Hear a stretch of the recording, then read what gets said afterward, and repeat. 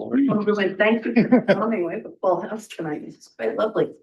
I'd like to call to order the RTM Public Works Committee meeting, 6 o'clock at the Annex, April 22nd, 2026. If I can have everyone up, the RTM members introduce themselves because we have new people. And I think it would be nice. I'm Susan Dean Shinbrat, Chair of Public Works, been around for forever and grown old. Gene Conley, my first year. Oh, I've been here for a couple of years. Briar Woods, my first year as well. Gary Wells, Old Mystic, Usually you're on call. District 5. Yes, it's a good district, isn't it? Yes, I know. Okay, and I think the only person we're missing is Emma Gibbs and. We have chickens and goats and things. Yes, we do. So we have a quorum and like to start off our meeting. And first on the agenda is the City of Groton, account 1090 and 1091 and 1094, page 1. And we have coming up Mary Rusk. It's so nice to see you. So nice to see you. Thank you so much for having us tonight. I am here with Public Works Interim Directors Josh Ivory and Heidi Camo. Thank you for having us tonight. We're here today to present the City of Groton Highway budget for FY27. The overall highway budget has increased by 3.45% over last year's budget, with a total increase of $107,944. With the increase in the state town aid road grant, the request increase from the town is $69,110, or 2.3% increase from last year's budget. This budget was reviewed on February 4th, 2026 at the 3-on-3 city and town highway budget meeting with town councilors Burrill, Jones, and Merritt, as well as city councilors Amboise, Johns, and Piazza. At this meeting, the budget was reviewed in detail and was approved. It was subsequently reviewed and approved by the City Council on February 13th, 2026, and the Town Council on April 11th, 2026. We submit our budget as well as backup documentation containing worksheets, which details the costs for both personnel services and operating services. This is a fully loaded budget. The majority of the increases in this budget are a result of contractual personnel increases. Additionally, we have included the city's capital improvement plan for FY27 to FY32 as it relates to the highway budget. Do you have any questions? Let me just preface this for all of those that are new. We do not change this budget. Per the Special Act of 1963, read it. I'll read parts of it. The town of Groton, a committee of shall be appointed annually to confer with the town council of the town of Groton to determine the amount of money which is necessary and proper for the making or repairs of the streets and highways of such said town within the limits of the borough during the current fiscal year of the borough. It goes on. The sum shall be paid by the town into the treasury of the borough, and the town shall not be liable for the making or repairs of any streets or highways within the limits of the borough. So in short, the town council is able to approve the budget. The RTM just has to move it forward. The town council can add or subtract from the budget. The RTM, her legal opinion, needs to move it forward. Is anyone have any questions? Well, I usually ask, is there something you're not getting that you would like to have, but There was nothing that we added in our budget that was not approved.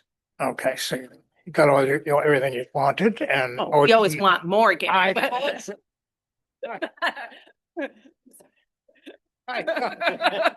But this is just what to we be were nice. I feel like is there anything else? Could you describe the fully loaded concept that you're mentioning? Sure. So in the town council budget, your all of your extras, so your medical, dental, all of that is separated, so into another area. Additionally, all of our CIPs are in this budget versus in the town budget, it is separated. Why do you? It is part of our highway budget, and that's how we do it in all of our departments. So every department is done that way, but this is exclusively only the hours and time that is done by the highway department. So our sanitation department is in a separate budget, not paid for by the town. I believe the number is $6,540.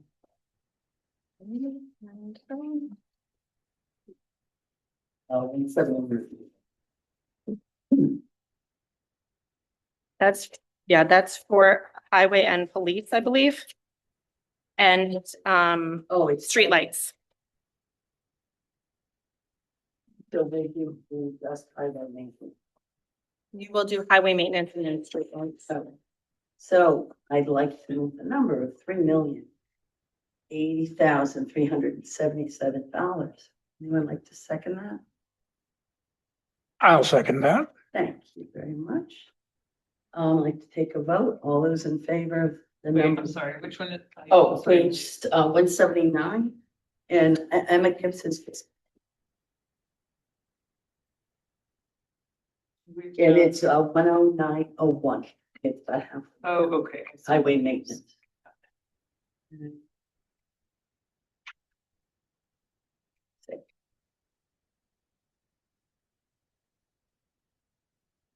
All those in favor of $3,080,377, say aye. I, Opposed? Abstentions? There we have four. Five, 0. Okay, next is. Street lighting.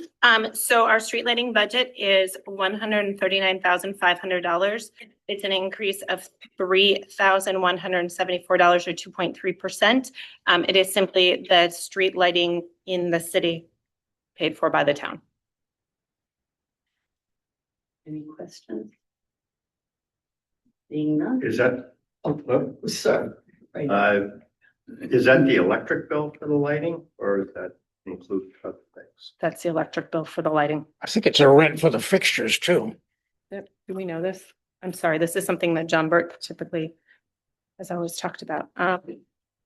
Because in the town, they changed all the streetlights to LEDs and cut the bill, whereas this number is what Groton Utilities charges for street lighting. And if you want to change, if they decide to change the lights, then they do, but. You can change some of your lights, couldn't you? All of ours are LED. LED now. Okay, Yes. fine. Everything's LED. So I would assume it's an all-encompassed budget. I'm sorry, I don't have a better understanding of that. Yeah, I think it is. Any other questions? So that's now electric plus some rental lights, is that what I'm hearing, or? It's the whole package.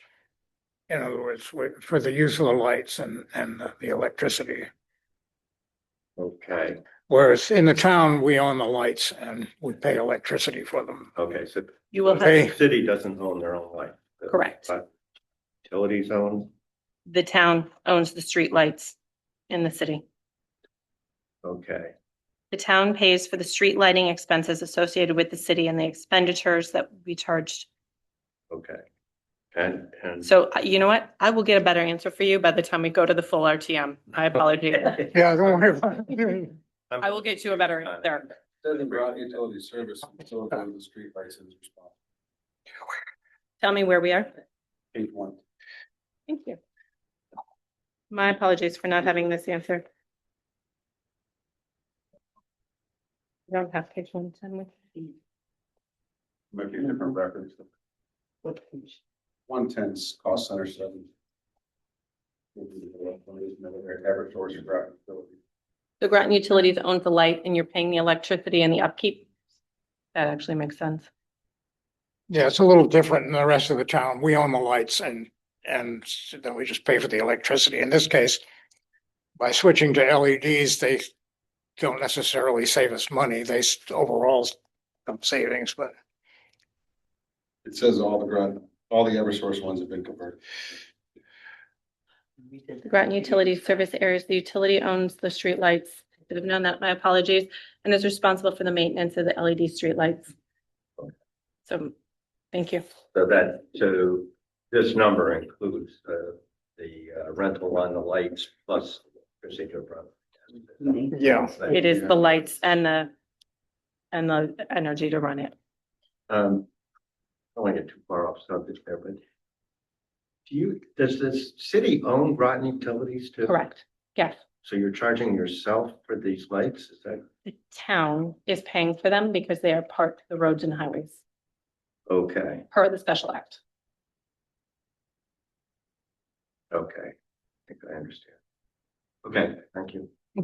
Are they now getting to their travel expenses to go to board meetings for a while, they weren't doing it because of all this scandal with the Kentucky Derby, and and the mayor then said, well, I'm telling everybody that they cannot get a stipend for going to these meetings. And I said, great. Here, I feel like we're way off topic.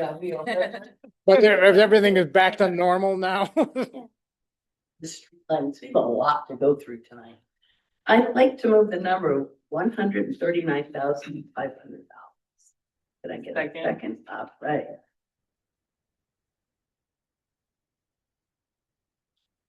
And all those in favor say aye. Aye. Opposed? Abstentions? Oh, it's 500. Thank you. Thank you, Mayor Ross. You have 6. Thank you. Nice to see you. 6. To see you. 6 people. Yes. Did I miss any votes? You only missed one. Oh, Sorry, sorry. one that, no, we weren't even. Next. Groton Long Point, if you'd like to come on. Come on down. I would be It's the next page.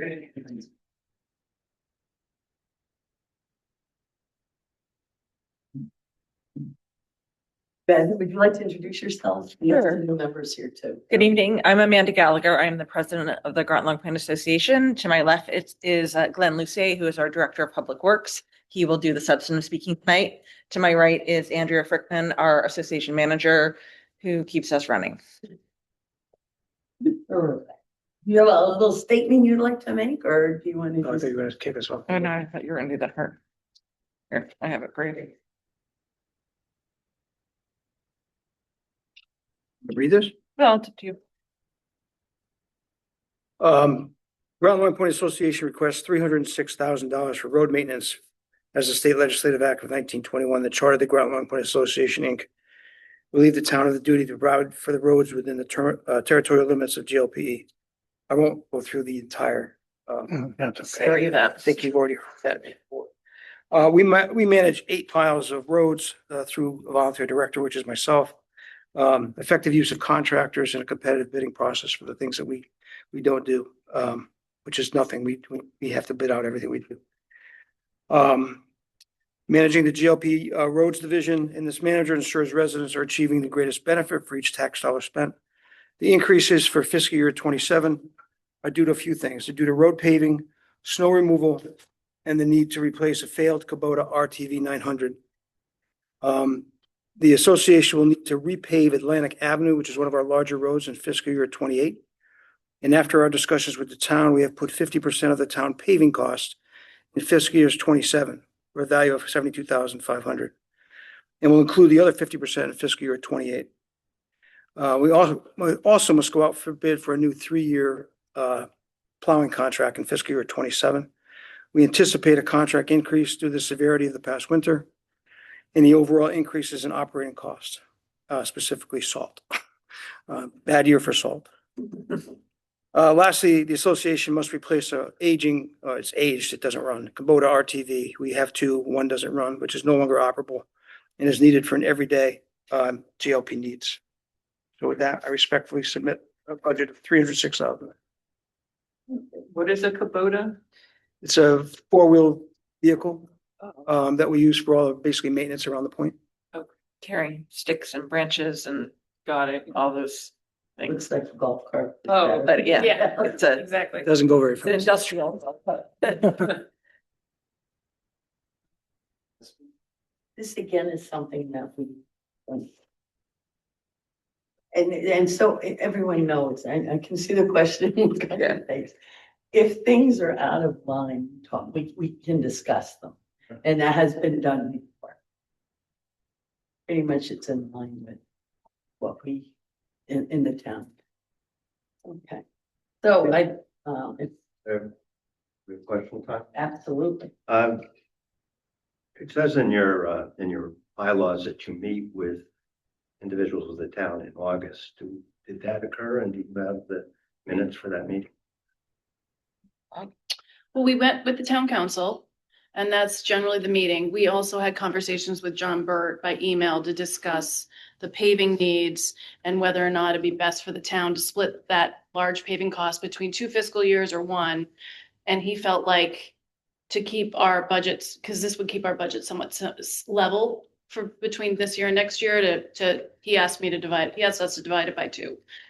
Half of it in this year and half in next year. So it was a conversation with John Burt we had to figure out what was best for the town and the association. Okay, but your bylaws say you meet with town council people. And your organization meets with town council people in August. So the question is, did that happen? We have the minutes to that meeting. That's the charter, and that what the town's been doing is it's a town council meeting we had with our budget review last week. Okay, so in the August meeting, didn't happen. Okay. That hasn't happened In in, decades.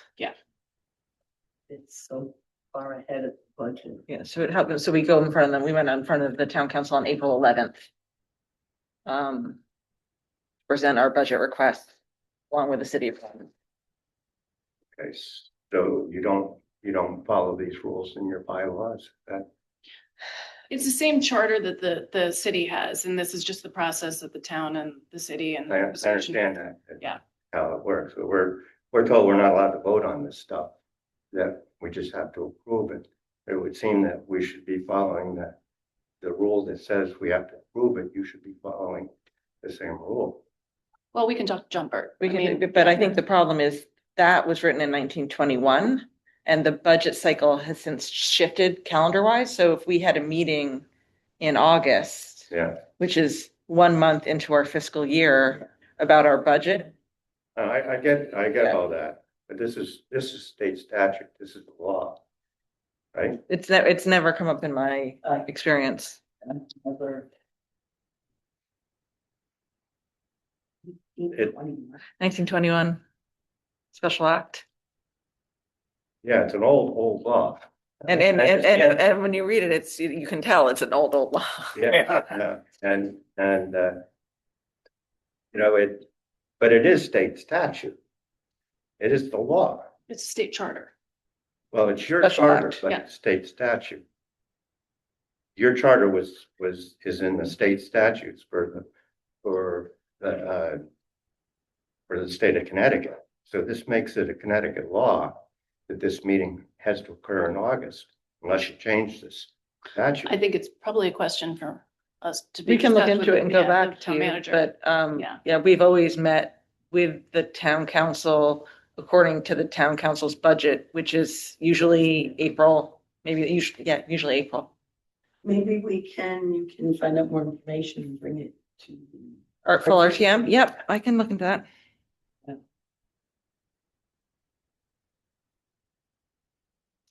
I'm looking at highway maintenance. Have you ever explored contracting with the town to use do. paving or to use them? Yeah. So I use the town for paving Yeah. most of the time. Yeah, because they're around. They do good work. They do great work. We like them, actually.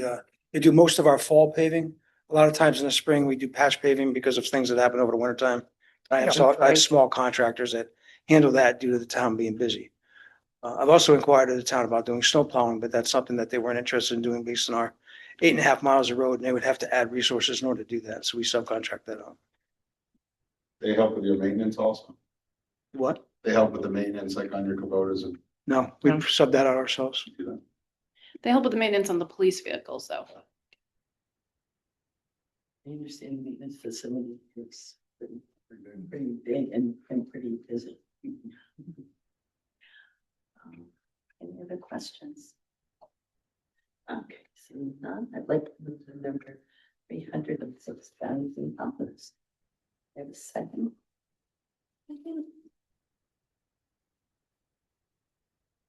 All those in favor of $306,000 for highway maintenance for Groton 1 say aye. Aye. Opposed? Abstentions? I'm Okay,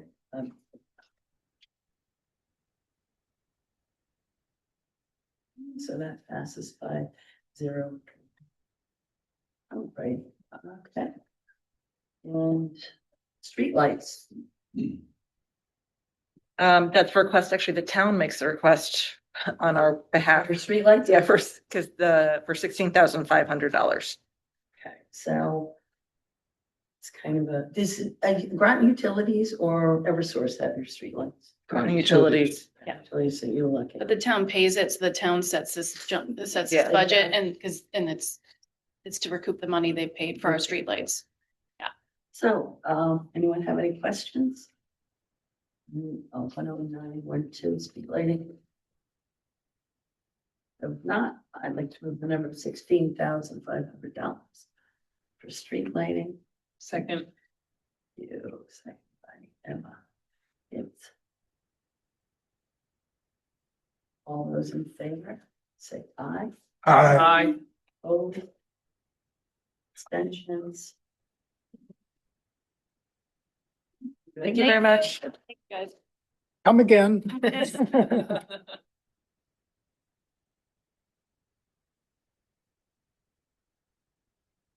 Come on up. Come on down. Hmm, sure.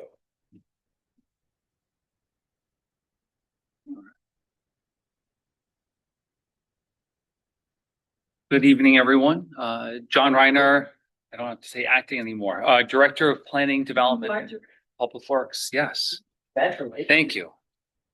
Yeah, it was made official last night. The council combined the two departments. Yes. Congratulations. Well, thank you. And I've had a lot of great help and work with that with both Jeff and Stacy, who can introduce themselves.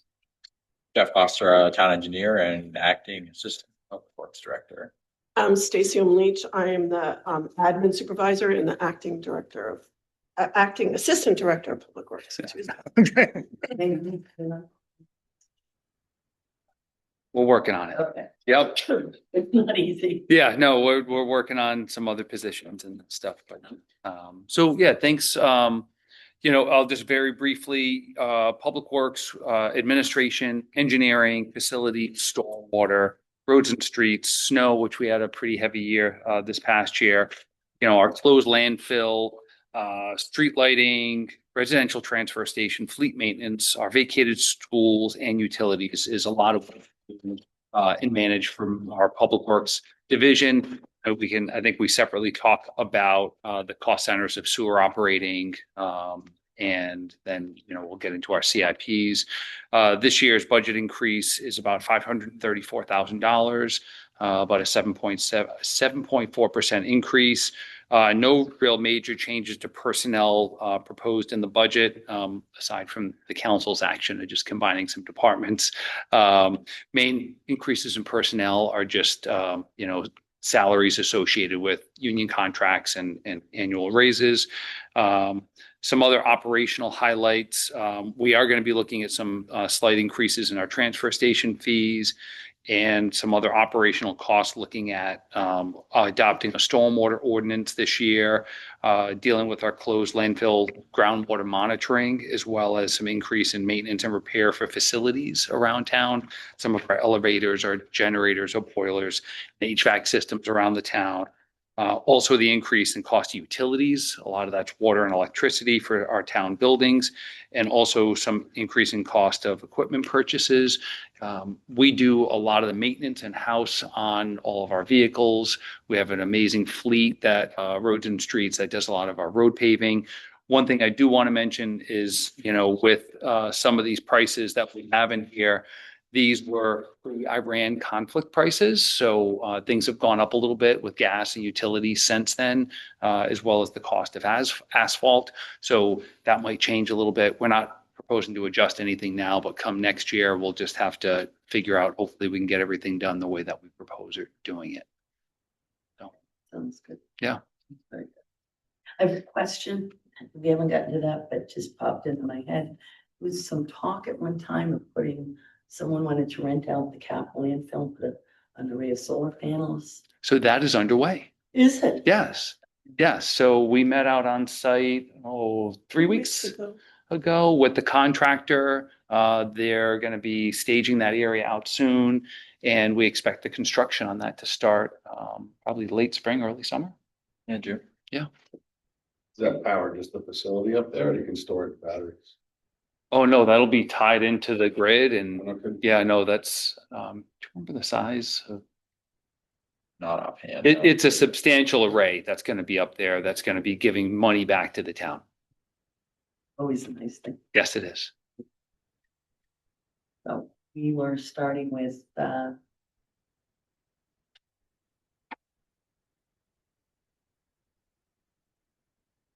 we're operating funds of public. Yeah. So I just went over the public works one. Yeah. Do you want, we'll start with that number and redirect me if I'm off.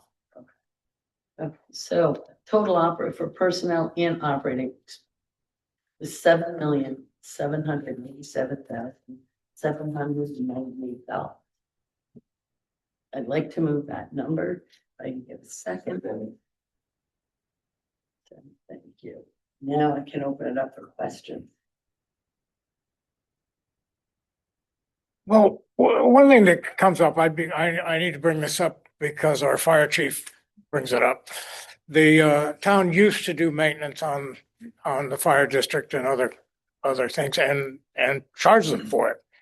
And they laid off somebody at the town garage because they said, these people cost money, so they laid off everybody. And meanwhile, they're trucking out to Uncasville and stuff to get things done. They never approached them about charging more and getting more staff. So I think, and every time I bring it up to the town manager, they say, well, if they could guarantee this and that, but, car dealerships, they don't hire a bunch of people and stand around twiddling their thumbs waiting for somebody to show up. They wait till they have a backlog and then they adjust to it. Then they hire people to fill the backlog. So it would be, at least speaking for the Old Mystic Fire District, would really be interested in paying the town rather than paying whoever it is out in Uncasville. So I think also, one of the items that we've been dealing with from a personnel side is hiring qualified people, as well as some of the retirements, but also, if memory serves correct, one of the reasons why I don't think we can fit the fire trucks in the garage. Yeah, I'm sure you can't. They always want They're too bigger big. trucks. Yeah, so they're too big now. And one of our CIPs is actually looking at doing a study of updating that facility, which is way out of date. And until that time, we don't want to be working on the trucks, Oh, yeah, no. outside. So I think that's really the biggest constraining factor. Well, that would be good if you can, work in that direction, because right now he's always, Chief Richards has always said, look, I can show you the numbers. This is what we used to pay. This is what we're paying now. And they never asked for more money. They just said, too bad, go away. And the person they laid off ended up working for the Board of Ed. So, it's like, let's get rid of people, save money, and they ended up putting him on working for the Board of Ed, which is, because he needed them. Well, that predates my time, but. Yes, I know.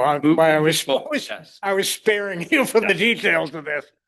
But anyway, but that's definitely that's been a long-term consideration. It's a thought moving forward that we certainly have. Yeah, I should try to do it. It seems like it would make sense to do what you could.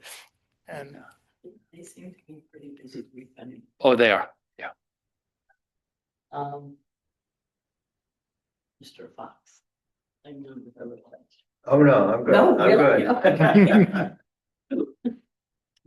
This is pretty straightforward. I think so. And I have to thank you for bringing in a reasonable budget, to be honest. Thank you. I have a question. The vacated schools, it looks like that went up a bit. But we're starting to sell those or get rid of them. Is that just the cost of electricity going up? Electricity, and a couple of them were still heating. So SB Butler School, we're actually renting an oil tank, an above ground oil tank there because we had to remove some underground tanks Okay. and just the price of heating oil. Okay. But I hope this upcoming year, we have Pleasant Valley under purchase and sales agreement. Hopefully somebody will be taking that over soon and we won't be heating that one come next winter. Okay. Cool. How many schools do we still have? SB Butler and SB Butler, well, Pleasant Valley is under contract. Groton Heights, we're not under contract yet, but give me a little bit of time. Claude Chester. oh, What do they consider the pitch middle? So that's the community center now. Yep. So that's actively used and we're by Parks and Rec. Our police department uses that for a number of things. And there's some other town government services that use that. There's also a CIP and we've applied for a substantial amount of grants really to help renovate that and receive some grants for that community center for locating some other uses in there. Our probate court is crammed pretty tight right now into the town hall.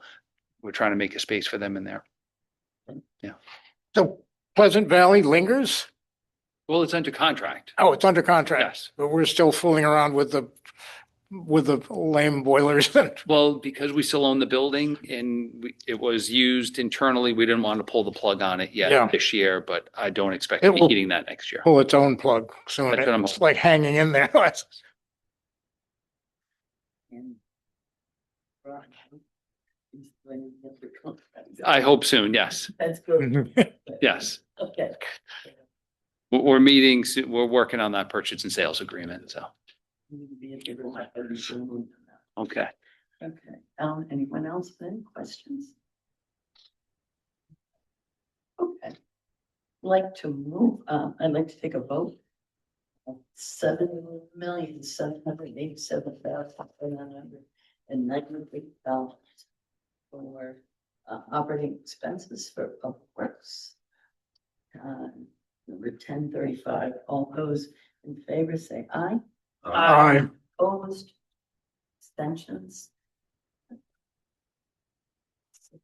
0. Next, sewer operating funds.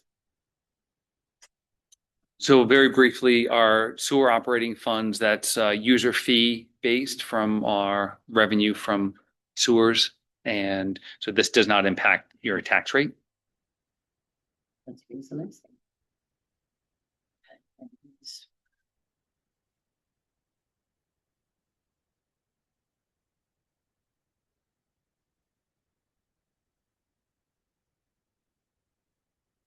So sewer fees are staying the same? We do expect sewer fees to go up a little bit this year. Yep. There are some capital projects that we'll be working on. Okay. That we'll be talking about under the CIPs, but our generalized budget, personnel services are up a little bit, operating expenses are down a little bit. Oh, And that study that's gonna look at fees, that's not part of this, right? That's Correct, that's not part of this. Yeah, that's a CIP, yeah. so.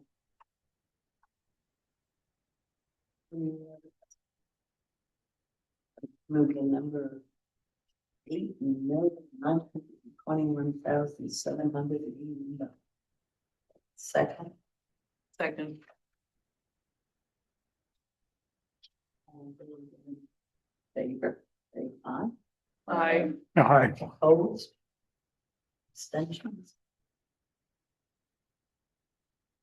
So, 0-0. Solid waste. Next. So this, there's a increase in the budget by a little over $277,000. A lot of this is that the portion of the tipping fee is increasing, and we will be billing haulers at a higher fee. And we're also going to be looking at working with the council come June to raise some of our fees as well.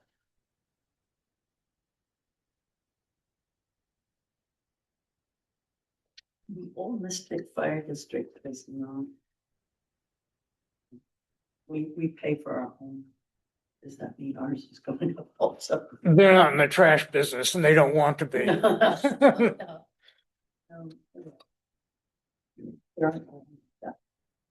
Oh, so there's nothing we can do about the increase. Correct. Yeah. I mean, that's really what we have to pay. So we have to pass that fee.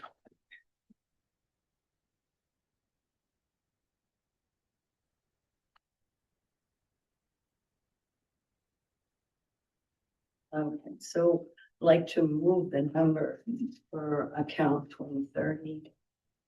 Solid waste, $3,181,207. Second.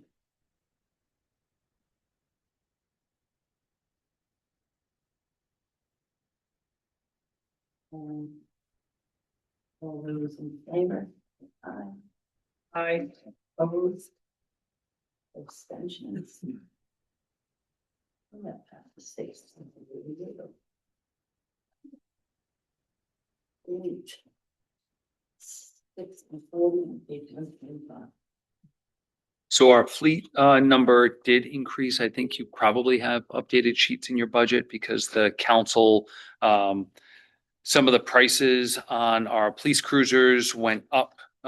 These numbers again were based back from November when we were putting the budget together. So they went up a little bit and we reflected that in the budget, as well as instead of paying for half of the street sweeper, the council said, let's buy the whole thing. Only getting 2 tires and 1 sweeper and not having the other one, then have to put it together later. It wasn't going to work. So. Okay, we'll listen to the town council twice once today. Okay. I wanted to say something about that. I should buy the thing.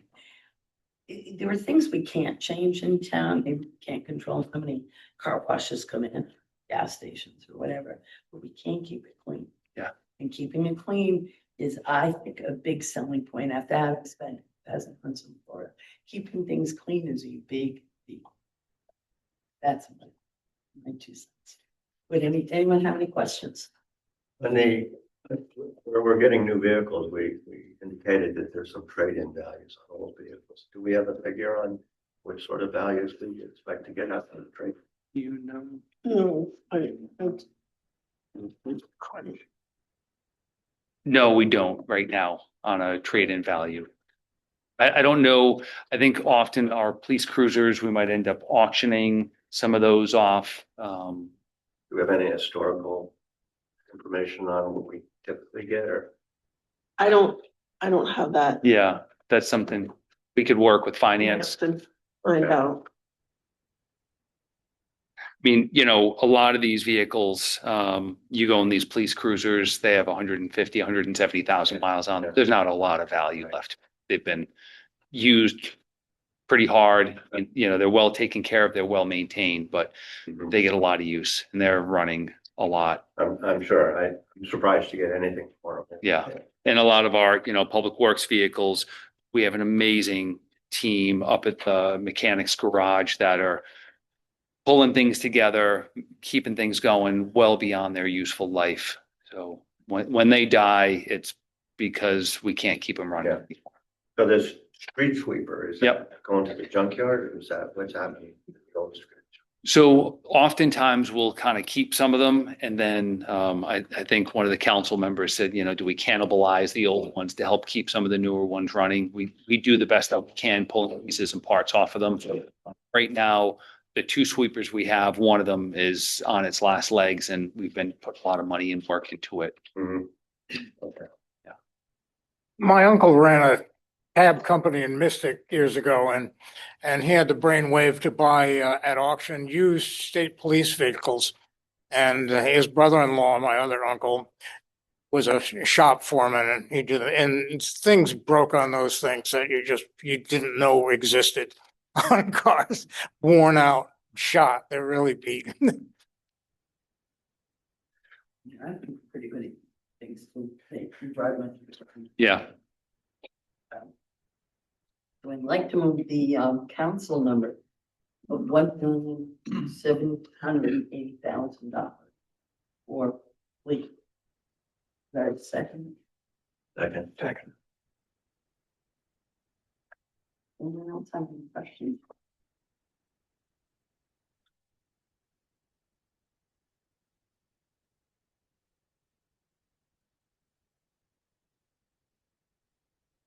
Seeing none, take the vote. All those in favor of $1,780,000, say aye. Opposed? Abstentions? 6, 0.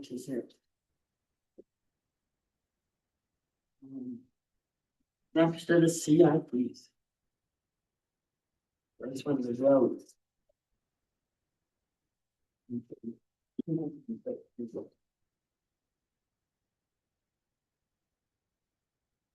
So Jeff and I will kind of tag team these a little bit. I'll run with the first few if you have any questions. He's got the details on the other ones, but yeah, I mean, our town pavement management program, we end up paving and do a lot of road reconstruction work with our own team, our own equipment. And the council did add a little bit of extra funds to this from, I think, leftover lot SIP dollars. And just note that there was some, again, this is the big unknown is the cost of asphalt coming up this year, just with how things are Not going. to say I drove every single road. I'm not a believer in giving up that shape. And we use a software and a scan of our roads. All the roads are graded based upon the standard condition they're in. And we take the roads that are in the worst shape. And then we also try to loop a bunch of,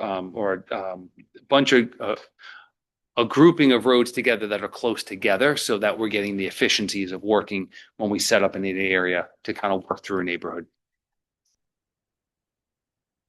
How are the costs of a road of this? I'm assuming this is the repaving of roads, Mhm. right? That's what I'm talking about. And how do we establish that cost for each of these roads? Is that a mile? It's typically per square foot, but we also project whether we're going to do simply a full depth versus just kind of a mill of the top 2 inches and repavement of that, looking at whether we think we'll go out to bid versus John mentioned we do some in-house. So as an example, River Road, that's a pretty extensive one. We're looking to do end to end. It would probably go out to bid. So we look more historical on a per square foot basis. Okay. Versus if we're doing it in-house. Our staff has multiple pavement providers that they use, so we have pricing from them. So we go on a per ton price Okay. for the material. And so it's cheaper if we do it in-house. Yes, but bandwidth becomes an issue. So some Right. ones we outsource those. Okay. And I have a second question. Now, River Road, we're repaving the entire River Road. Is that? So the budget shows paving the entire thing. We do realize there's some ongoing designs for culvert replacement designs there, which could lead to raising portions of the road. And given kind of what John alluded to with the uncertainty in pricing, we do plan on doing some value engineering to say, are there some places that we really need to at this juncture, knowing we might be raising it in a few years, but if you characterize River Road as a whole from end to end, it's not in good shape, and we can't wait the 2 to 4 years it's going to take for those culvert projects to get done to repave the road. So we're at a point that we do need to address it now. So the budget number does assume we're gonna pave the whole thing, Okay. but we will do some value engineering prior to doing that. Oh, and I guess I'm a little confused about value engineering here. We're talking about paving a road that had some pretty serious flooding issues, and we know that there's going to be some significant costs in upgrading that road to whatever the standard we decide is. And what I'm hearing is that's not included in this project. We're gonna pave it and then go fix it and repave it. Is that what you think? Again, that's the way the budget shows it. Yeah. Those projects that you're talking about, as far as assessing it, looking at the design of potentially raising those roads, redoing those, that process takes several years. The concept of doing those are in early stages of design, and we don't even have the funding to fully design them, never mind actually build them out. So that will take Do we several. do we have those areas well defined? Yes. Would it be possible to pave the other portions of this road and leave those portions until we have the? It would be, but Fine. it's more than half of River Road that is going to be impacted by raising the elevation. So even doing that would leave significant portions of it unaddressed at this point. Okay, so we don't have a lot of choice here. We pave the road and then we dig it up. I mean, I know people complain about this in town. I mean, it looks like a waste of money when you see a brand new road put in and 2 years later will come in with. So for River Road, that would be a candidate to do a mill and pave, because we're obviously not going to do a full depth repavement of a road. So that's it'll look the same to you, me, and everyone else, whether we mill and pave it or do a full depth. It'll just not last as long, but it'll be significantly cheaper. But that would be kind of the approach we would take there, particularly in places that we know we're looking at raising in the future. Okay. And one of the problems is we've kicked the can down the road for a long time on even doing the kind of the mill and repave on River Road. And it's gotten to the point that we can't kick that can anymore. We're hoping the design project for the culvert would line up well with the repave. And it is not. It's not. And as Jeff said, we haven't even put the funding. We have funding for the first level of early design. We still need to then get additional funding for design and permitting. And then from there, we have some choices to make as a town.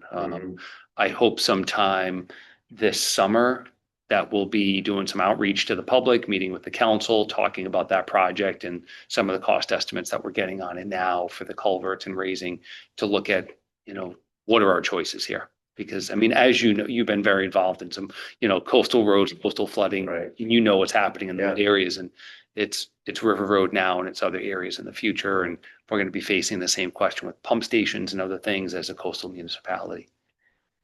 This is going to require a bond. It might.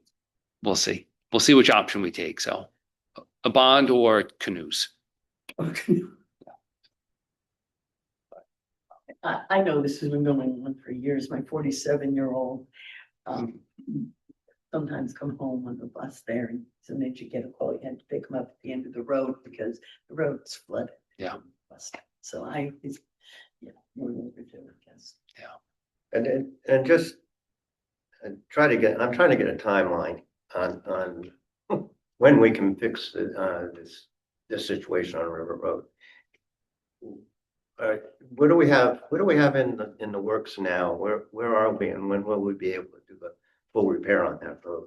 Yeah. So there's a spoiler for when we do a meeting once we get a little bit further on the design. But I mean, even at this point, it's going to be probably next year's budget that we're looking for money. If we can't find a grant to help design it, which we are looking to see some of that, because just even the design and permitting of it is going to be north of $500,000 for taking the two culverts to full design. And then if we don't get a grant sooner than later, a year from now, we'll be talking about, can we get the money? Then we need to design it and permit it, which is going to take another year or so. So we're 2 years out. Then from that point, depending on the cost, if we're going out to bond, that could add another year or so. I mean, we're probably 4 years out. And that sounds like a best estimate. That's probably a best case scenario. Okay. Yeah. At that time, so we pay them. There'll be some new potholes. Better but- not, but I hear what you're saying. It's just, I'm afraid we're gonna get some criticism from people in the town when we do this repaving and tear it up again, but it is what it is.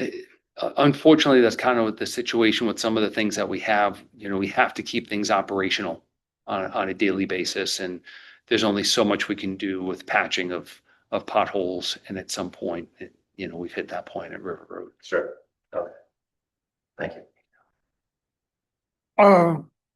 When you're in here, are you ever looking through the catalogs and looking for new and improved paving equipment that you could get rid of our paving equipment to a driveway contractor rather than, as these things get older, you don't want to have staff out there with crowbars and beaters keeping the wheels turning on it. So do you have your eye out for new and improved? I don't right now. I'm sure some of our crew might have their eyes on some things. So, this budget was put together back in November. I think come next year, I'll have a little bit of a better understanding of what some of our needs are. One of the things I brought up with the council jokingly was, this is where we are on the fleet stuff, but I also need another triaxle truck because one of ours is really old and it's constantly breaking down. And that's something not only for plowing, for our pavement jobs and other things. I know there's a grader that we have that's really old, but a new one's $400,000 and it's hard to justify some of those costs. But as we get our arms a little bit more around the operations, ask me this time next year. I will. I was just thinking it's something in the back of your mind. We need to do better. We need something better here. They're spending too much time clearing the gears and getting it to work. Yeah. I think our current paver is a year or two old, so it's been upgraded recently. So we're very happy with that. But no, thank you for asking. Yeah, we had some blasting done at our house a few years ago, and Coleman brought in this thing on tracks, and two men operated it. It would drill down in 10, 12 feet in granite, just like that, like it was butter. And the two of them would creep along, zip, zip, zip, zip, zip. In fact, when Amtrak was replacing the things, they came up and asked him to demonstrate. Because he had a contract to put in power poles, and he would drill a hole, pop, drop a hole in. And he said, yeah, they said, wow, that's great. We want you. And he says, yeah, I work for the railroad. My work is done. Brother, can you spare a dime? I'll lose all my utility contracts. But it was a $250,000 machine, and that was quite a while ago. But quite impressive. These two guys whipping around, zip, zip. Yeah. Any other questions? I'd like to move the number of $1,600,000 for roads for capital. I think it was actually 1,679,466. Okay, I don't have the newest numbers for capital. Is that the number you have? That's the number John Burt gave at the council meeting. Yes, yeah, the number that 1,679,466 is what the council adopted. Okay. Yeah. Right. Okay, so like the number $1,679,466. Anyone second? Second. All those in favor? Aye. Opposed? Abstentions?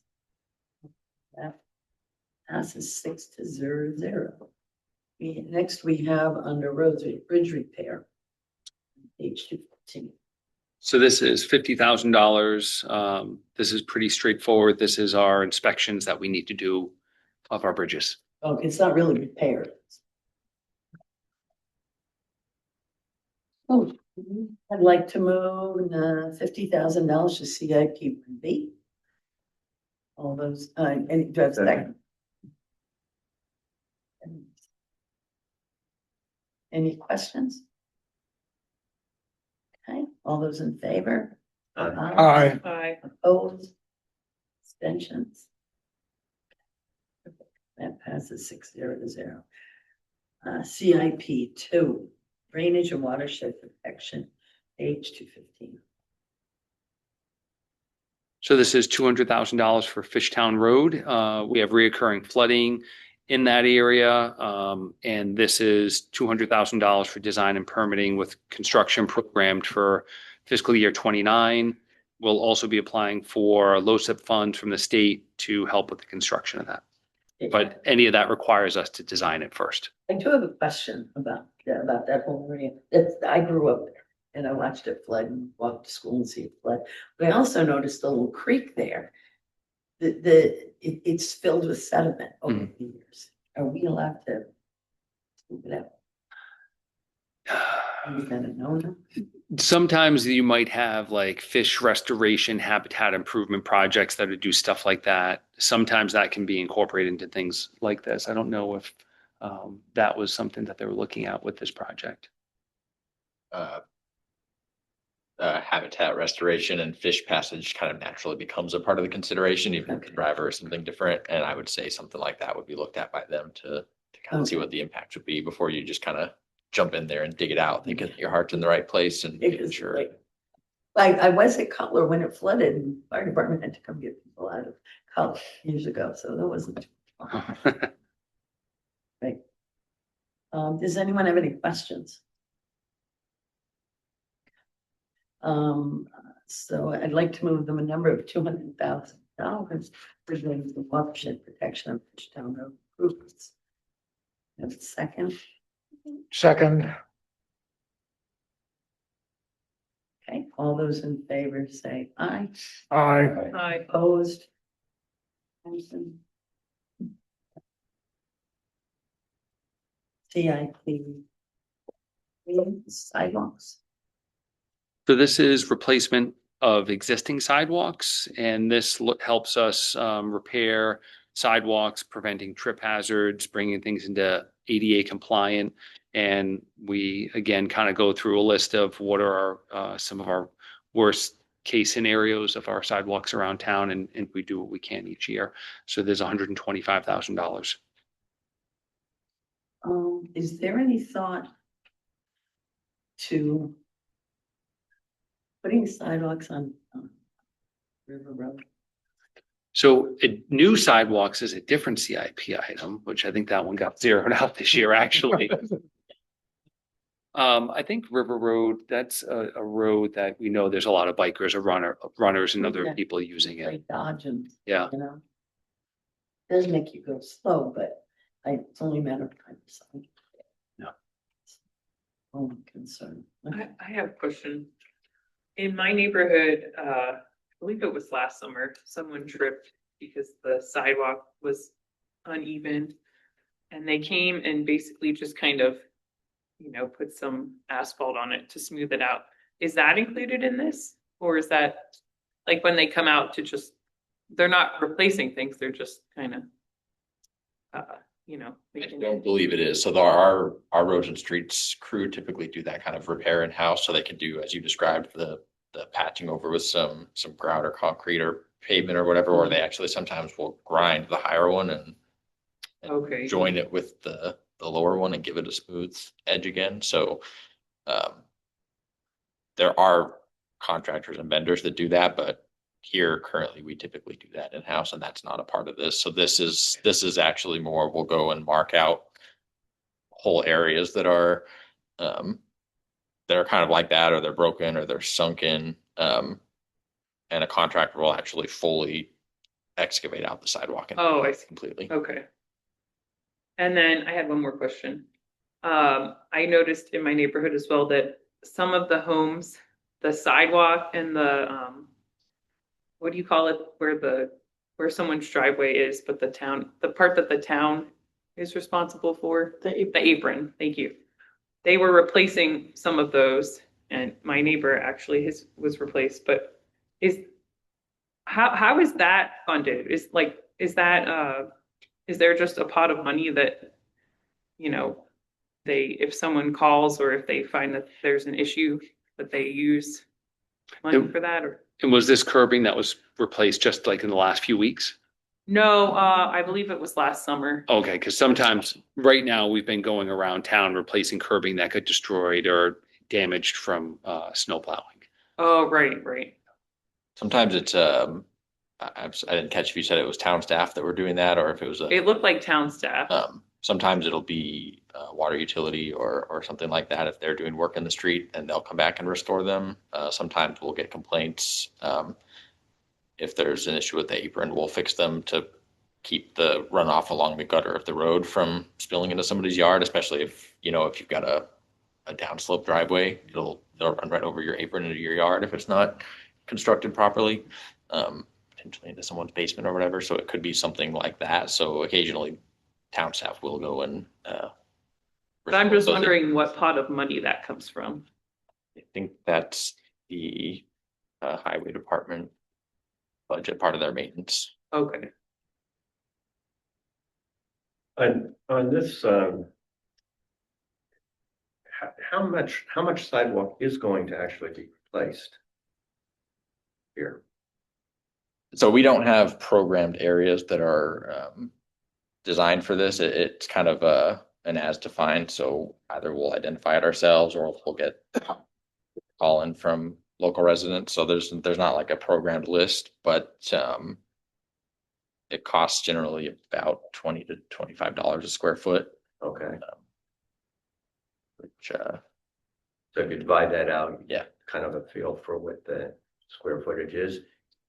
But we don't know where we'll be doing that. This is kind of a cap budget, is it how? So historically, it's been kind of an as identified. One thing that has been brought to our attention recently, actually just last week, we had the entire town roadway network rescanned, going back to the roadway condition assessment. It's done by a car that looks like one of the Google Street View cars. It's got a big rotating thing on it. Around town now, I've watched. They have LiDAR now on there, and they've added a bunch more components to their system that they track. So they do street signs, roadway markings, and they've added sidewalks. Okay. So the way that they do it is their bar captures all the data no matter what. They sell whatever we want to buy. Okay. So we've been approached about purchasing the sidewalk data. So that's something that we would potentially look into, and that could fall under this budget, because then that would actually help us be a little more proactive and prioritize versus reactive, which is sort of the way historically that it's been done. Okay. So you're anticipating that it will go onto a program or similar to the roads. Yeah. Yep. Okay. And it looks like we have 20 miles of sidewalks in town. Is that listed on here, or where did that? Well, it says 650,000 linear feet of concrete sidewalks. And when you divide that by your miles number, you end up with 123 miles of sidewalk. I was just wondering. I thought it was about extra where the 650 figure was pulled from, but generally speaking, it's in that range. 16. Oh, yeah, I see it here. I'm saying I don't know where. Oh, you don't know where they originated to get onto that. Okay. I thought it was about 100 miles, so in that. It's in that range, Yep. okay. And this indicates that we're sort of in the process of redoing all the sidewalks. It's never going to stop. It's like maintaining your car. Okay. Yep. Okay. And will we go to situations like what was just described where the sidewalk is not level and, the concrete lifts in a frost heap kind of thing? And you mentioned that they just put a little patch over it. Would we be going in and tearing that up and making it level, or is this included in the patchwork thing where we just level it out, some asphalt or something? So that type of you call it a patchwork. If it's a single joint in a sidewalk, that would just be done in-house, and that wouldn't pull from this capital improvement. Okay. Happen to have some of those lifting sidewalks in your neighborhood, too, just let you know. You Yeah. can call Public Works. Yep. Give us a call. And, And if we don't want trip hazards, let us know. Call Public Works. no, good they are. Experience, yeah. Are we planning more sidewalks in town? Is that There's always more side now. So in this year CIP, we did not it didn't make the cut for adding new sidewalks, but there are some other sidewalks that we have other program money from our ARPA funds that we'll be building out on Route 1. And we are always adding more sidewalks around town. Always Okay. trying to be, not just randomly anywhere, but there are plans for, pedestrian bicycle access around town. So we try to follow those plans and implement those over time. Okay. There's a complete streets master plan that was adopted recently, which I think is published on the town website, and it gives kind of a priority for areas that are Okay. high connectivity. Okay. And that's sidewalks and bicycle lanes, or are they together? They're both included in there. Still doing those like 10-foot wide sidewalks. There's an area in the which district it is that I think right on Route 1, right? Yeah. Through that area as well.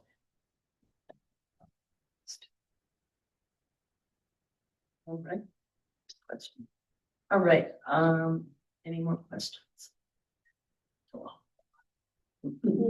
Learning. There's a lot to learn with this, with the public works.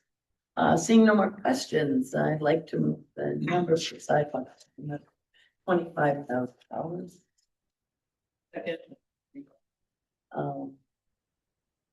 Take a vote, all those in favor of $125,000 for sidewalks, say aye. Aye. Opposed? Extensions?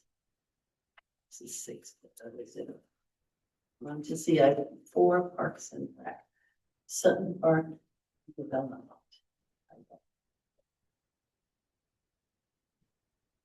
So this was a request for $750,000 coming from CIP fund balance.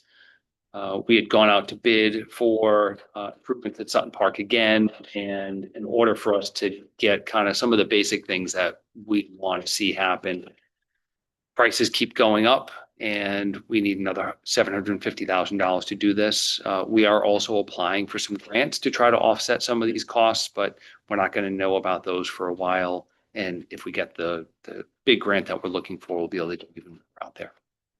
An angel investor for this. Yeah, that's what I'm hoping, that the 2.5-3 million community investment fund, that somewhere in that ballpark. Applying for a lot of grants, 2.6. Okay. We're applying for a lot of grants. I'm trying to keep all the numbers in my head. So. Okay. Okay, and we're looking at, is it still 3,348,071? Well, that was the total. This CIP we're just looking for is $750,000. Okay. So this is an additional $750,000. Right. To this 3 million. Yep. And some of those, it's attached. I have it as page 1, but yeah, it's between 220 and 221. So some of the other funding sources that we've gotten from this have been grants, ARPA, LOTSIP, community connectivity grants. Yeah, I got it. We got different numbers. Oh. All right. There's been a number of funding sources to get to that 3 million. Okay, woo, here we go. Not just all town of Groton taxpayers. All right. I'm a little frustrated with it because we came in about 4 years ago. And this project started off at 1.5 million, and we came in and put another 2 million into it, and so it keeps creeping up, and the work never starts. And one of the reasons we had an emergency session to get that additional fund because the price of concrete was going to go up that year. Yeah. And we did it, we approved it, and nothing happened. And now we're still in a situation where there's a lot of money in a bucket somewhere and nothing's happening. So we have gone out to bid, Mhm. and we get this money. We've actually entered into a contract for some of the base work, and this money is, if we get the 750 approved, that's what was approved by the council, it's going to go into the project, and you're going to see There's going to be work. somebody digging there. There's going to be digging. Oh. There's going to be excavators. There's going to be work. There's going to be We gotta go concrete. on it. Yes. I know the skaters wanted improved and a lot Yeah. of people in the community wanted as well. So Yeah. no, it's been a high priority for us and I know it's been frustrating all around. Just every time we go out to bid, the prices just skyrocket on us. So this time we wanted to lock those numbers in. We have a good contractor and And we're able to lock it, right? This isn't a cost plus or something. No. Like that, he'll. Yep. do it for what he says he's gonna do. Lump sum. Okay.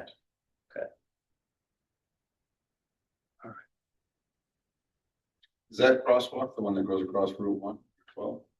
Or the one that goes in front of the tech school sign? Crosswalk. It said raised crosswalk. $45,000 raised crosswalk. No, I believe that's between the walkway from Route 1. There's a walkway that's part of it, and then there's the crosswalk that gets you through the parking lot into the remainder of the park where the playscape and skate park and everything will be.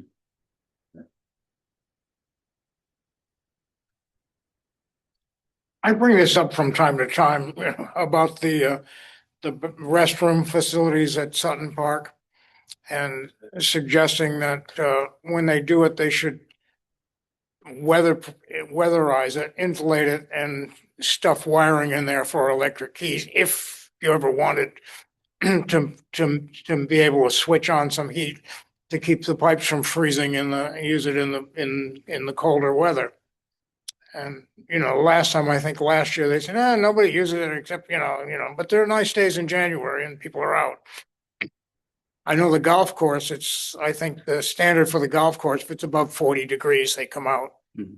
And that's, in the back of my mind is always like insulate, stick some electric wiring in there, whether you plug it up to heaters or not is, while the walls are apart.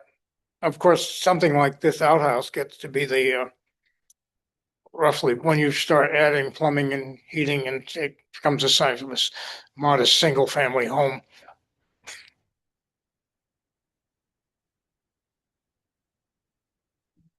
Any other questions?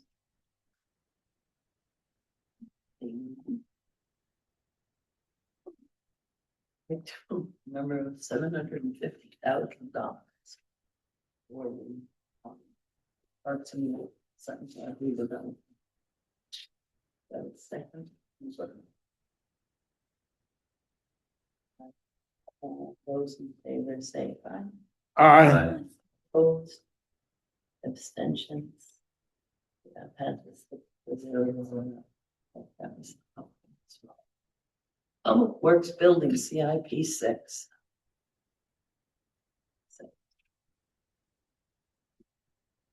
Prison process.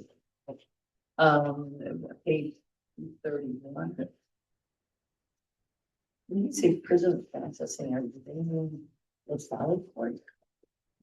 Fine. Prisoner processing area, is that Sally Port? The garage with the door. With the door. Supposed to like this. Yeah. I hadn't heard that term, but Oh, Stacy seems to know. yeah, she.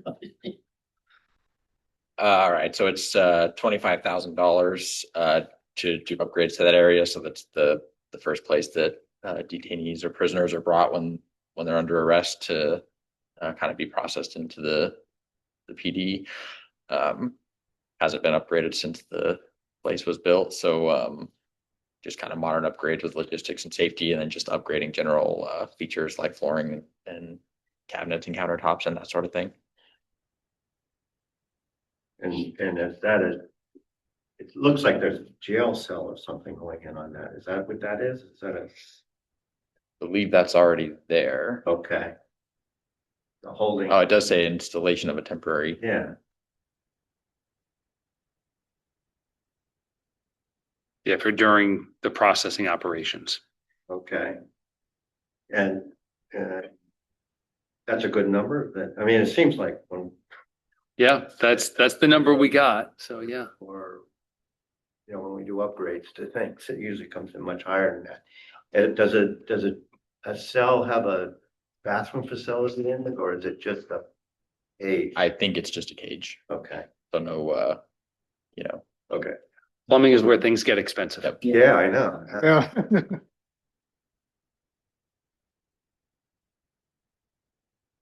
other questions?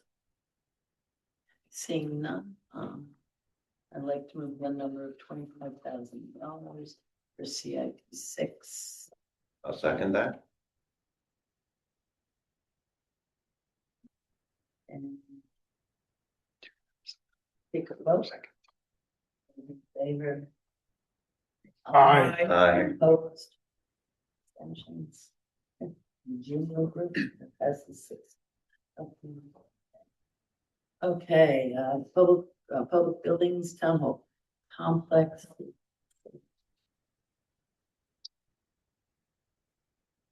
So there's $860,000 here, going to two different endeavors. Number one is 800,000 for the replacement of exterior curtain wall, which is on the multi-purpose room. It's on the northwest part of the building, facing right out the town hall building. This is the exterior wall. It's, I believe, the only sort of wall of the building that's not a brick wall. It's steel structural members, and then there's sort of like an FRP makeshift with windows exterior wall there. Very old. It's sun damaged. The walls, if you get up close, they're kind of deteriorating and almost wavy, and there's little to no insulation. You can push on the panels and kind of pop them around. They have standing AC units that take up a bunch of space inside that multi-purpose room that they use for a bunch of programs, and that's the only cooling they have in the summer months. So this is the construction costs. We have a design underway via one of our on-call architects to replace that wall. They're looking at doing more of like a metal veneer, and then they'll do like an applied graphics that will say Groton Community Center. So to answer the question that was brought up earlier, it's part of the town's bigger vision to kind of reimagine that entire building as the community center, and looking at it as the old middle school, but really look at it as what we're trying to make it be. So there'll be applied graphics that kind of blend in with the town's kind of marketing schematics. So the construction estimate for that is $800,000, and then the remaining $60,000 is for design for the roof of the gym and the meeting wing of the building. We've had some issues with leaks there. We did actually have a contractor that was in town doing a roof replacement on another building that kind of went for free and just did kind of a assessment and diagnosis. And we thought we were going to get him to do a repair for us. And he was honest with us when he could have made a buck and said, we really think you need to replace the whole roof. So we've added that to the list. So this 60,000 is for design services only to replace that roof.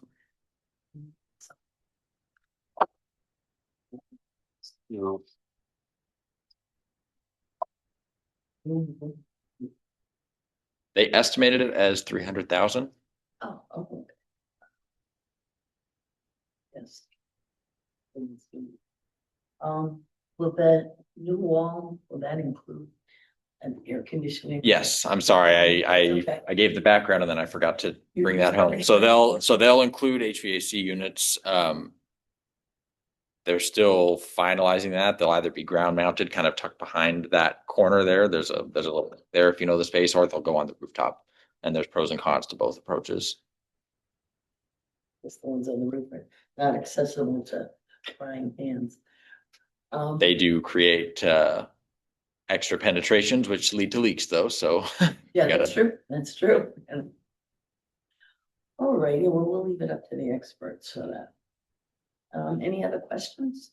It says that we haven't really decided what the community center is going to be. Is that, what do we mean by that statement? Sorry, were you looking in there? And 232, it says, well, the ultimate reuse of the community center has not been decided yet.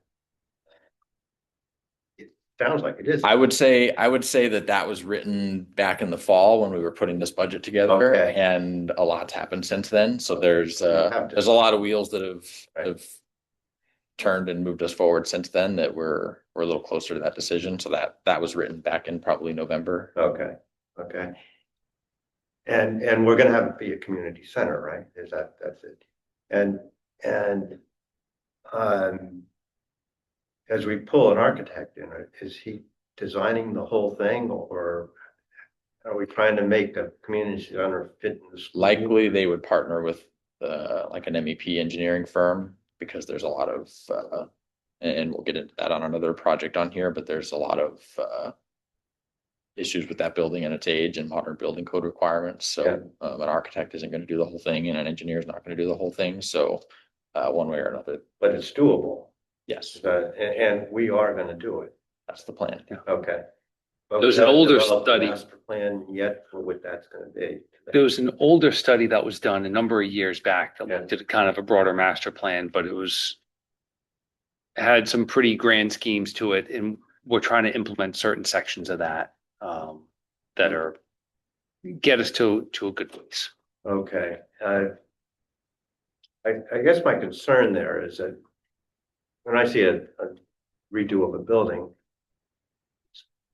it's a little bit of a pain in the neck to go in there up front when you can fix some things and make the building work.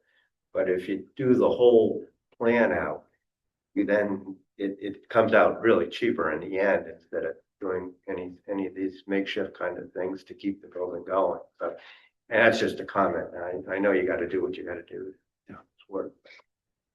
And the closer we can get to the master plan and get that all approved is, in my opinion, the best way to go. I think sometimes I agree, and I think we should go forward with it and make the entire thing a community center. I think sometimes everyone wants money and they all think their project is the best, and Yeah. we're fighting an uphill battle. They've done it a community center for a camp my entire life. I never remember a time when they didn't want that. Yeah. At least we have a building now. Yeah. And we sat down internally today because we've applied for a number of grants to try to help move a number of these initiatives forward. And we're hoping that some of those will be successful, which will really help catapult this whole thing forward. I didn't know, but is there anything through the Department of Defense, because we're such a community, we're only so much, they want electric boat to like start really ramping up. 8,000 employees they want this year. So there's some things through the state, the Community Investment Fund, which we're actually applying for some money for design of some of the projects there, because they like to see things either be shovel ready, which it's not all, but let us design it first, and then the next round we could apply something more substantial. We had put in for another like Senate earmark type funding source, and there's a couple other funding sources through DEEP through the state. So haven't seen any specific funds through DOD or DOW as they're referred to now, but it's something we'll certainly keep our eyes open for. Alrighty, any other questions? I'd like to move the number of $860,000 for, right?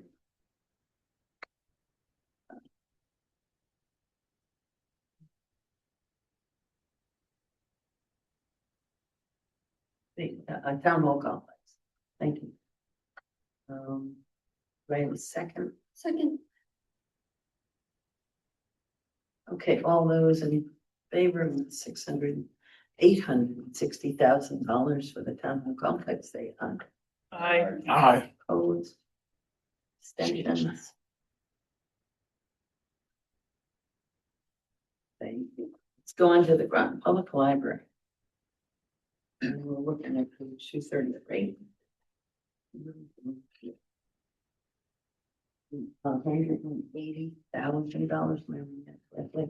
205. 205. Oh. So again, that's two pockets there totaling 205. So 180,000 of that is to replace 6 existing heat pumps. There's 21 in the building. 3 have been replaced. I believe ultimately they all need to be replaced eventually. So this program's replacement of 6 more.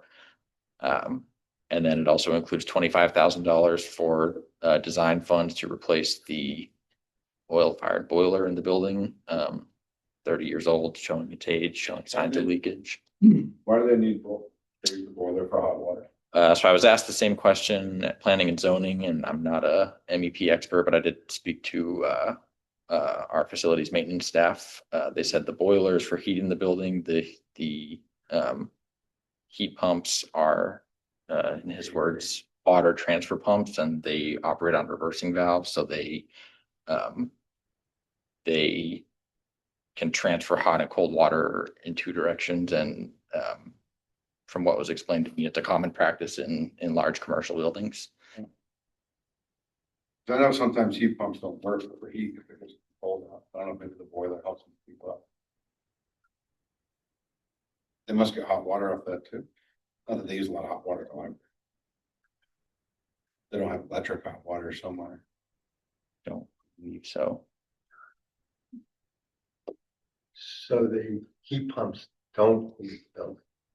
Correct. He said that they're known as water source heat pumps, and they use water as a medium, and they help. And forgive me, I'm probably not explaining it well. Again, it's explaining it secondhand, but they transfer water in a system that needs to maintain water. He said between 78 and 90 degrees, so they operate on a reversing valve, and they can. Yeah, I know a heat pump. Okay. But by definition, a heat pump heats. Pump heat. How much heat would a heat pump pump? You can, you can air conditioning and humidifiers. I think there, yeah, and there's Similar, I cooling think. towers that are there. Almost like it's using the boiler water as a head start, and then it can do its job. Help getting you something. They use the boiler to help start that. But we have a heating system for the building, and it seems like then we have a redundant system. I'm just not understanding why we have two heating systems in that building. There is a reason for it. Our facilities manager had explained why, and I think the boiler also kind of charged the cooling towers and create some of the water to create the differential for the cooling, but the boiler is still needed to heat the building itself. Because in my house, I have heat pumps, but I still have a boiler for when it gets really cold. Yeah. Or really, I try to use the wood stove instead. But Right. And in buildings of this size, things get a lot more complicated. It's a lot more than beyond, say, our typical home. And with all of these, it's like, oh, we got to do this. We have a lot of buildings to maintain, a lot of facilities, and just like your home, if you don't maintain it, then things start getting a lot more problematic over time. Yeah, I can. I guess what I'm thinking, I mean, it's just running through here, is that maybe we don't need the heat pumps. We have a system to heat the building. And there's a lot of expense that goes into 26 heat pump systems there, and I mean, it looks nice, and I know it's an energy efficient thing to use heat pumps, but if they're not working and they're costing us a lot of money, do we really need them? I don't know. I mean, I just asked the question. Yeah. Well, they do work. Just over time, they start breaking down because I believe we use the heat pumps mostly for the cooling. You texting Bob? Yeah. All right, I was just. Okay. He's gonna answer me. Yes. Well, but I don't see, it's our meeting.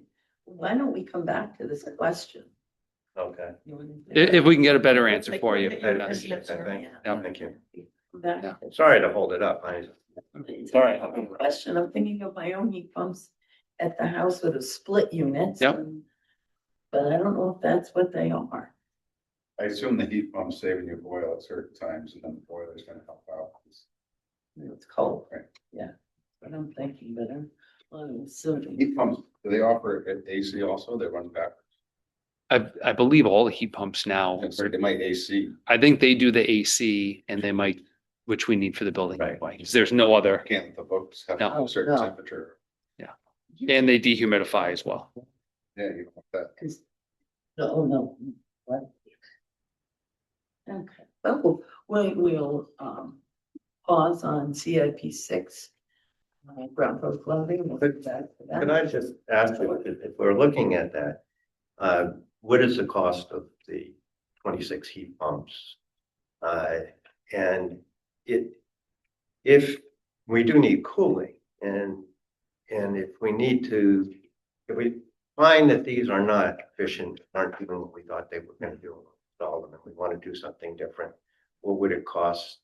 Just a ballpark number. We replace those with air conditioning instead of heat pumps. And are the heat pumps air? Are they air exchange heat pumps, or do we have a well? Do we do geothermal kind of pumping? No. No, we're not doing geothermal to my knowledge. I don't believe so. Okay. Yeah.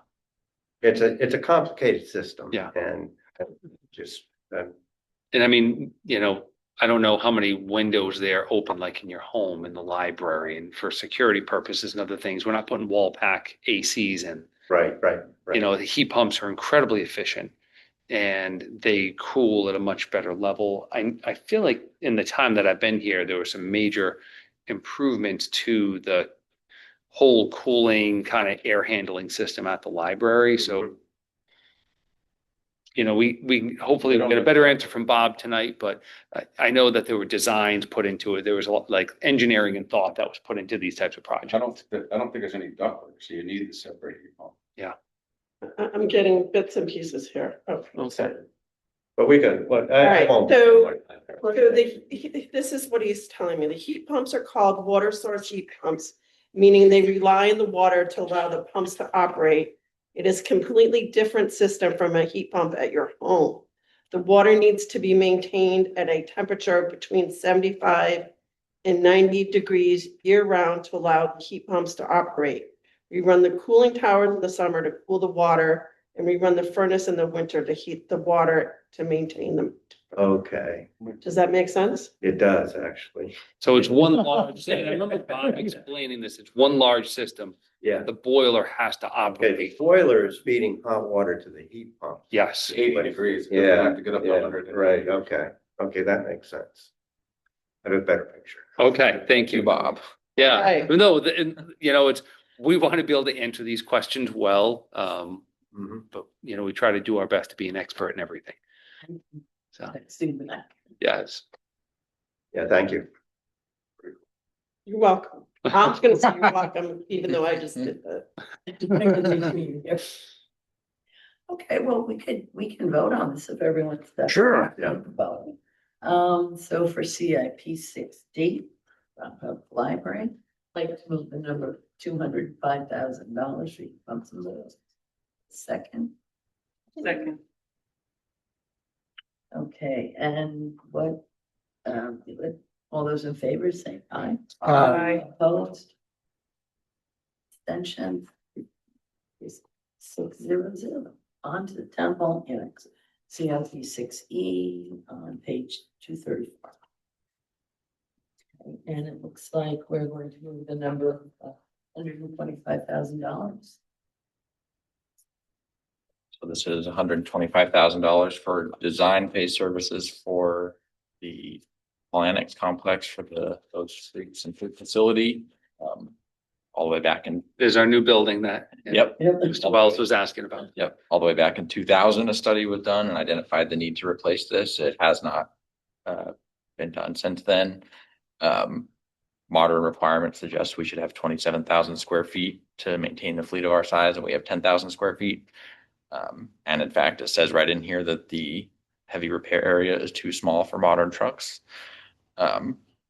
And then another item that's noted in here is that the Parks Department had been requesting some space for their facilities for similar type of purposes. So one of the components of this request is combining some of the spaces that they use that we use into one area that would be shared, preventing us from having to build these new facilities and then them right in the same complex from doing the same thing. It also frees up a building for future cold storage that we can convert their existing shop when we make that repair. So again, this is design phase services only, totaling $125,000. Do you, final project might run Not offhand. Oh. I assume 10 to 20% if you don't know, so. Okay. So right now, we have 2 maintenance facilities, and we're gonna get that down to 1 maintenance facility. And are we building this, or is it going to be designed such that we can go into the future and we won't be putting an add-on building to the side of it, or what's the, Are you saying 30 years from now, we've life grown even expect- more? what And are we building to? Are we building to 10 years or 30 years? I think some of that would be programmed during design, but I would imagine would either build it with that projection in mind or with a provision for a simple expansion, I would imagine, or. So this will be all town vehicles will be able to be serviced in this facility. Is that right? That's the whole. That's the hope, right? Have we considered partnering with the city of Groton on a project like this? Hearing some of what I heard earlier tonight, I would imagine at minimum, the conversations would be had and be considered as part of a design of a complex facility. Because we're gonna be doing the same thing for the city of Groton. And, the Yeah. efficiencies of pulling them together. And I guess I would like to see the 2 towns kind of come together on services and some of the functions that we can share and get a cost savings for all the taxpayers in town. But that's just a comment, and if we can move a little bit in that direction, that'd be great.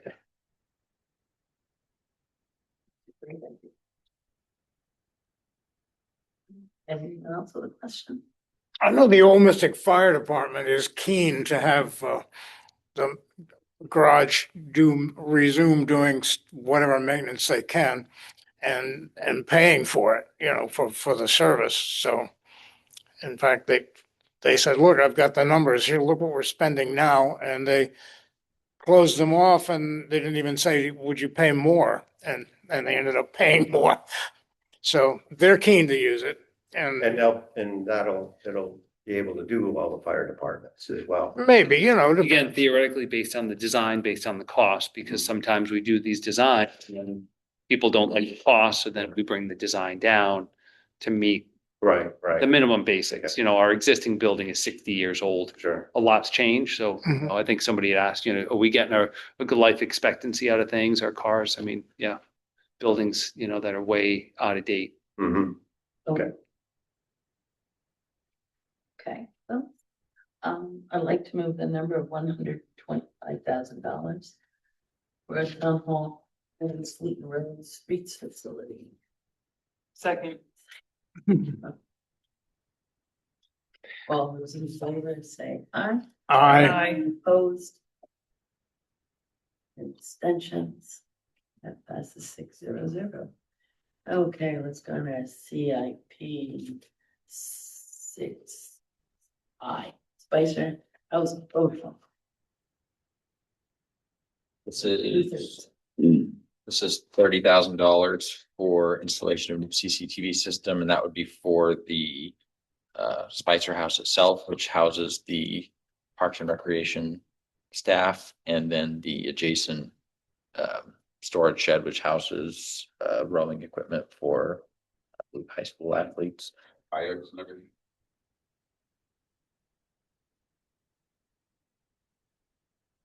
Any other questions?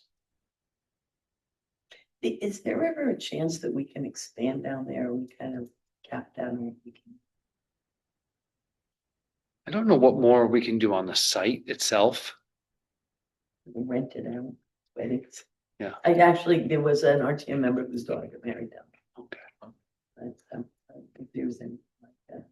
Always look at makeup. Yeah. Okay, well, I'd like to move $30,000 for the installation of those circuit TVs at Spicer House. Yeah.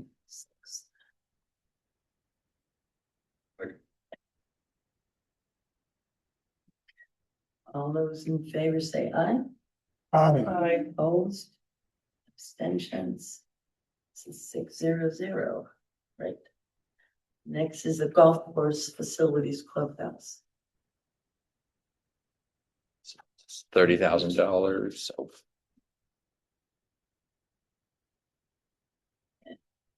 Oh, I thought Gary might speak to that. Yeah. because He is our golf. Let's wait for this. A bargain.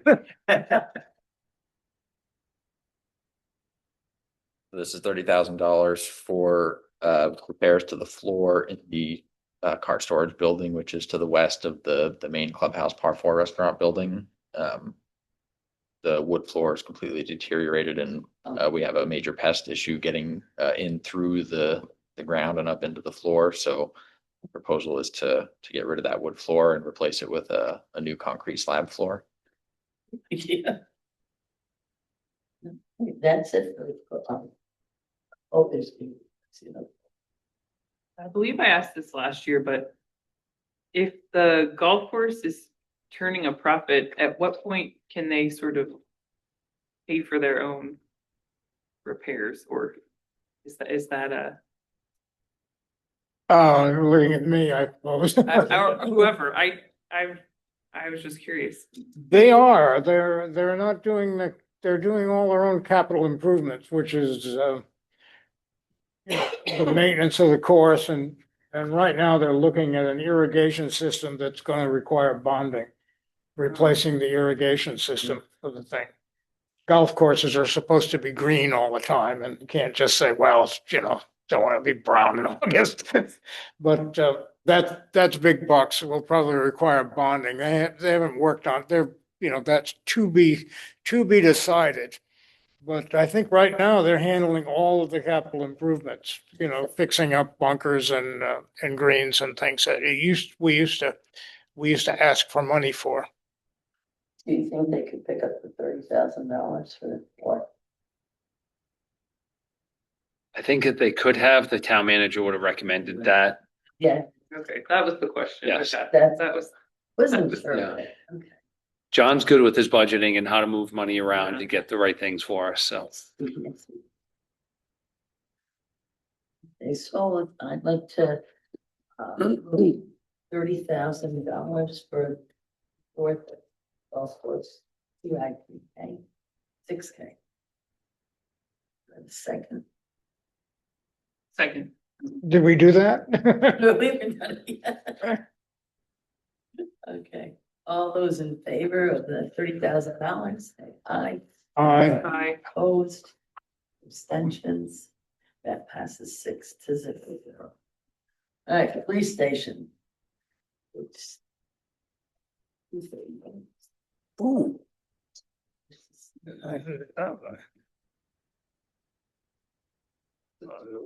$900,000 for the roof replacement. That is for the entire police department. There are several additions that have been done on the building, so there's various parts that are in differing levels of condition, but they do have leaks throughout the entirety of the building. Quite a few penetrations on the roof between some of the towers they have. They actually just installed a chimney that went up just yesterday with 3 new anchor tie downs that are 3 new penetrations.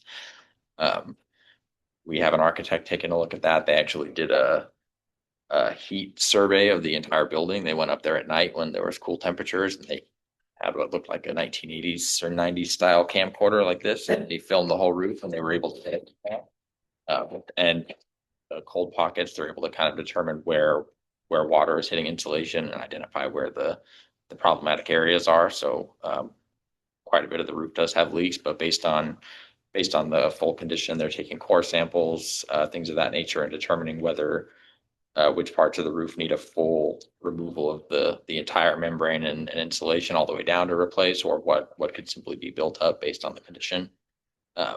But they estimate the roof replacement at $900,000. So design is underway. We're requesting $900,000 for the replacement.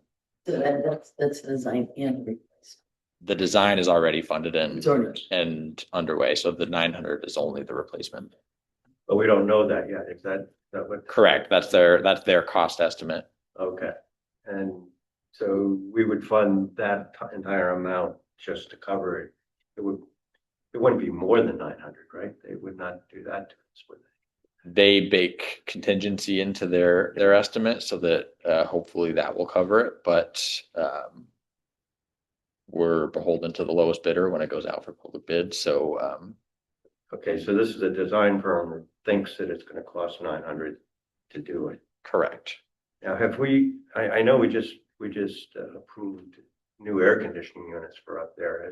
Are they gonna be put in before the new roof, or are we gonna, again, I start to worry about when we do something and then we add to it. It seems like a roofing project. We're doing a new chiller currently, Yeah. but that's not on the roof. Oh, I'm not aware of other units going on the is roof. that the one we approved in the town council or at the RTM a couple months ago? Yeah, so that's actually in the basement of the building. Okay, so that has nothing to do with the roof. Correct. Okay, forget this. Good questions. Yep, One yep. time and should deteriorate likewise. That's the idea, yeah. Hopefully one warranty for the whole thing. A lot of heat loss in that roof when they did it, you know. I don't I'm really, wondering what kind of savings we might get in heating costs down the road. Or cooling costs. Yeah. Oh, yeah, that's, yeah. New is always better. Any questions? Okay. Deep breath, everyone. I'd like to move $900,000 for a new roof of the police station. Second. Okay, take a vote. All those in favor say aye. Aye. Opposed? Abstentions? That passes 6-0. Okay. Town Hall Annex Building on page 239. Next. You doing here? $75,000 toward it. yes, this is 75,000 for design of HVAC improvements. So previously there were improvements done that impacted the portion of the building we're currently sitting in, the front receiving area and all of these conference rooms. So we're now looking for 75,000 for design for the remainder of the building, which is the back office admin area. The two of us are fortunate to both have offices that are in the corner with a lot of windows, but extremely, polar in both directions.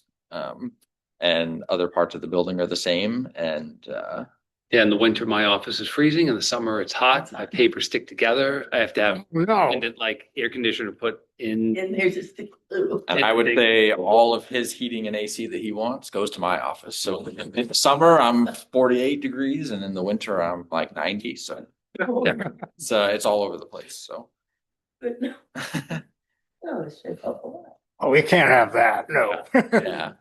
And everybody else in between gets varying levels of things. So it's, So is this to rebalance the system that we presently have, or is this to design a new system to go in and install a new system? I believe it's a new system. The building is 1992, I believe, and Yeah.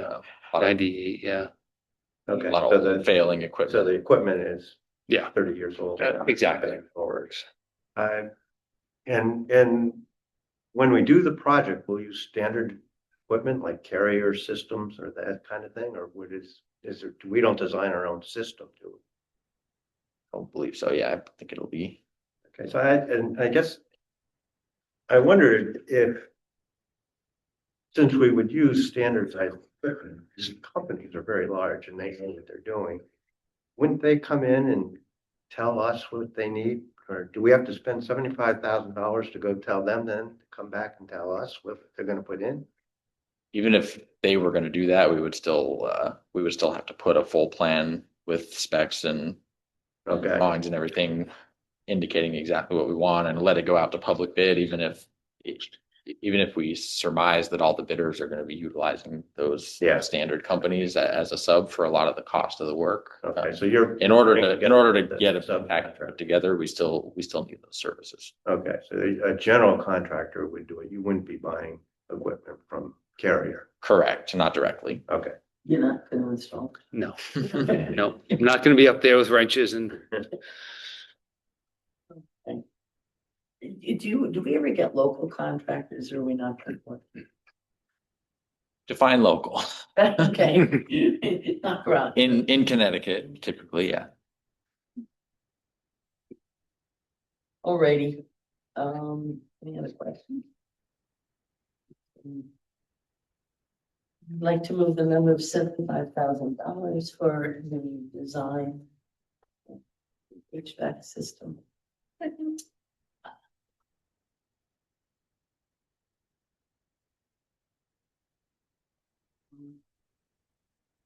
Take a vote. Anyone have any other questions? Please feel free to jump in because I don't want to move it too fast if somebody. No. $75,000. Yeah. Take the vote. All those in favor say aye. I, All right. Opposed? Abstention? There's a golf course, on-course restroom facility. What's that?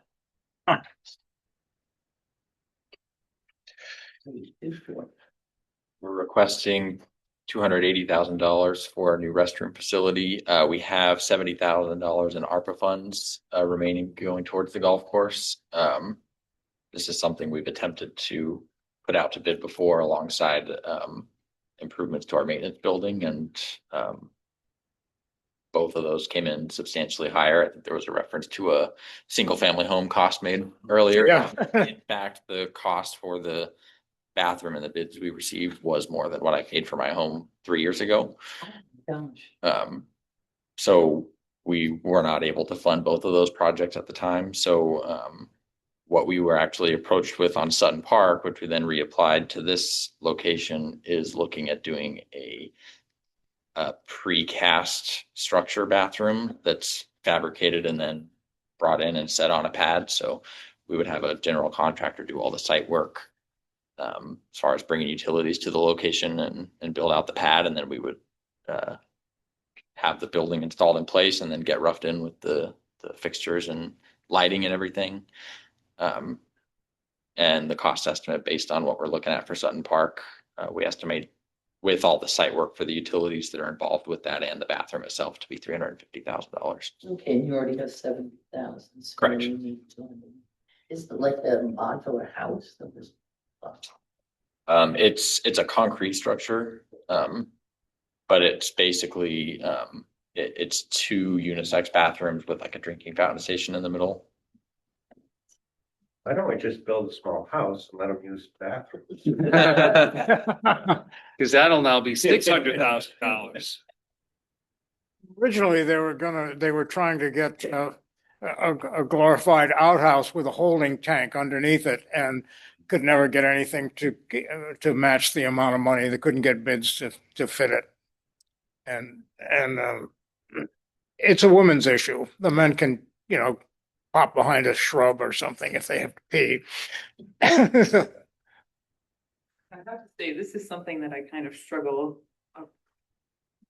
approving because, Yeah, no, it just seems a bit unnecessary. I mean, I don't play golf, but it seems a bit unnecessary given how much the cost of everything is going up and, people are struggling. It is with the increase in taxes. it's hard to say yes to this when you spent $100,000 on a roof. Right. I honestly, that's in my head, and I'd rather, when you look at a budget as a whole, and I think that's how you look at it, as a budget, like a house budget, it's a budget. I'd rather spend the money on a street sweep, or the roof than the bathroom. Yeah. They go to the restaurant, isn't there? That's a nice That's what I was looking at. This is near the maintenance facility, which is a good walk from the restaurant. Yeah, I'm not sure whether, but apparently the restaurant restrooms aren't open all the time So that's, when people are playing golf, and there are, Could we make it so that it's not close to the restaurant. no, it's just a maintenance building. I don't know exactly where it is. I've never actually looked for them. And just as an FYI, so the funding for the $70,000 is from ARPA funds, which if we don't use them by the end of this year, they go away. And then the other remaining 280 is from, it is still CIP, but it's CIP fund balance. So it won't have an impact on this year's tax rate. So it's the money we already have. Correct.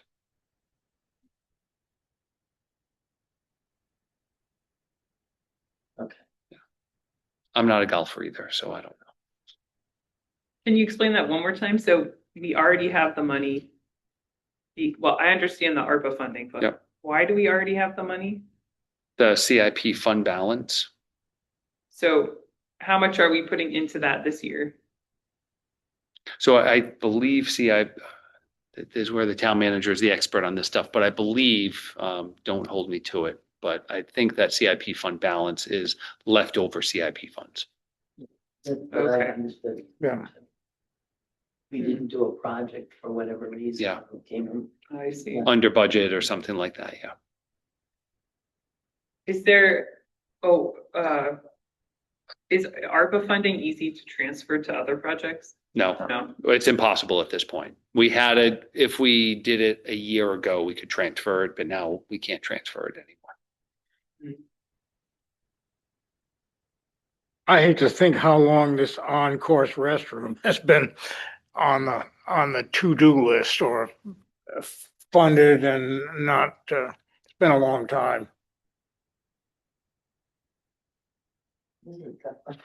It's- I think I'll be voting no, but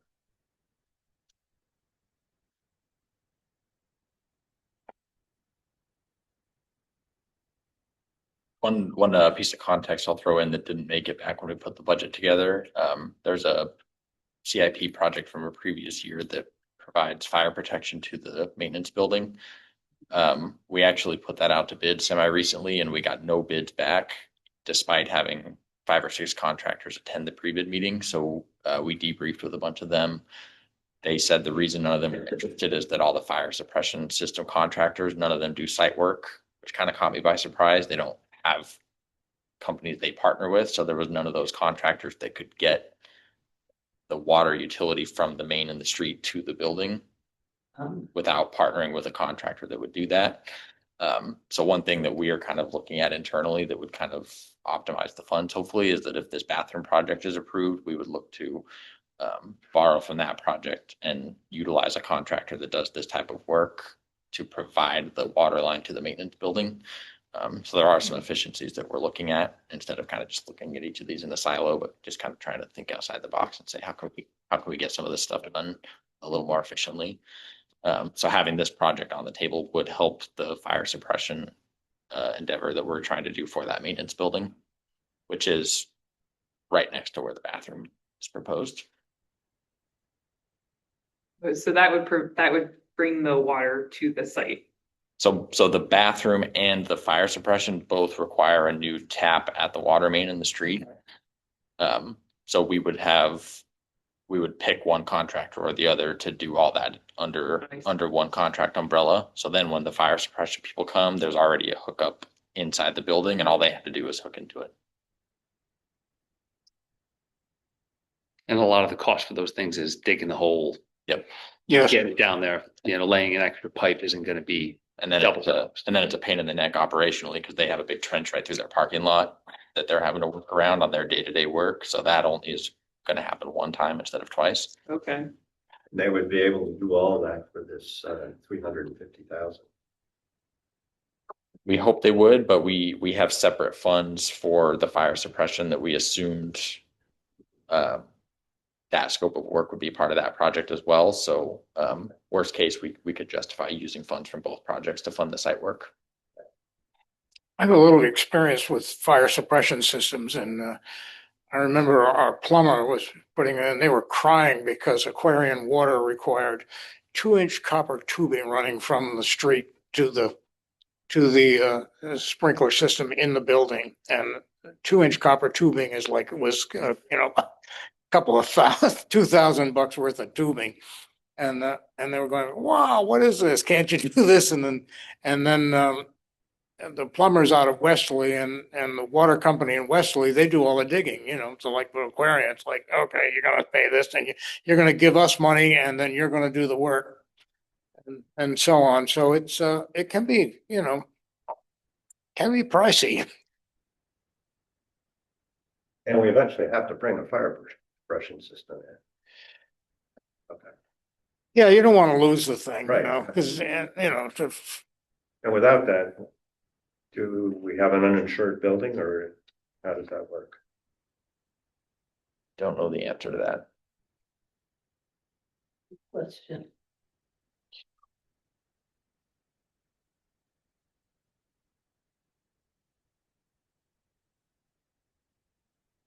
Well, to me, it seems like we're killing two birds, one stone here, and I support this for that reason. And additionally, we have the ARPA funds coming for it. So it seems like I think it makes a good deal of sense, at least to me, to take the ARPA funds, get the two birds and have a bathroom on the side. well, they tried the glorified outhouse with Yeah. the tank under it to pump out and they never could get the numbers to come through right. Yeah, you may have swayed me there. I like when you can combine projects. Like, We'll see when we vote. yeah. In about a minute. Is everyone ready? Okay. All those in favor of $280,000 for the golf course restroom facility? I hear Roseanne ran a pretty good numbers. All those in favor of $280,000 for the golf course restroom facility, say aye. Aye. Opposed? Still going to oppose it. Abstentions, I'm gonna abstain. So it passes 4-1 to 1. Good. Okay, next is community center improvements. On page 241. Am I reading that right? It's 1 million. Yes. It's funny because I was just looking at these quotes, and it's like, it's the hard to follow. Okay, what is this one all about? So this is 1,050,000 for improvements to the A wing, specifically for the Groton Community Center, former Fitch Middle School. The vast majority of this is focused on bringing that portion of the building kind of into compliance and usability, which will then allow it to quickly then turn around to be used for multiple functions. That includes fire code compliance, ADA compliance, building code compliance, design services for all of that. And then we do have in here programming for future use as a probate court.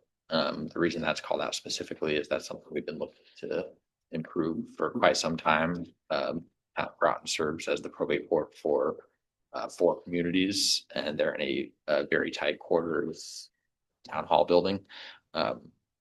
Too small and not at all well programmed as far as functionality. The people that are there for typically very sensitive reasons are often stuck in the hallway, and we actually have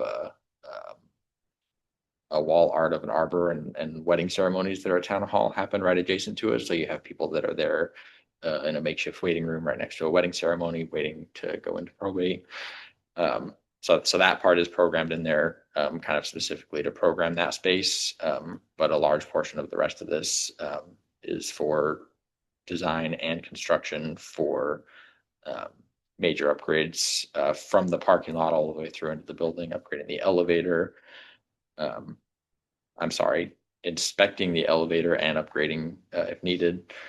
And then there's also an existing auditorium in there, so it includes improvements to that space, primarily for ADA accessibility and fire code compliance. I believe I covered a lot of the particulars. Is that auditorium very much?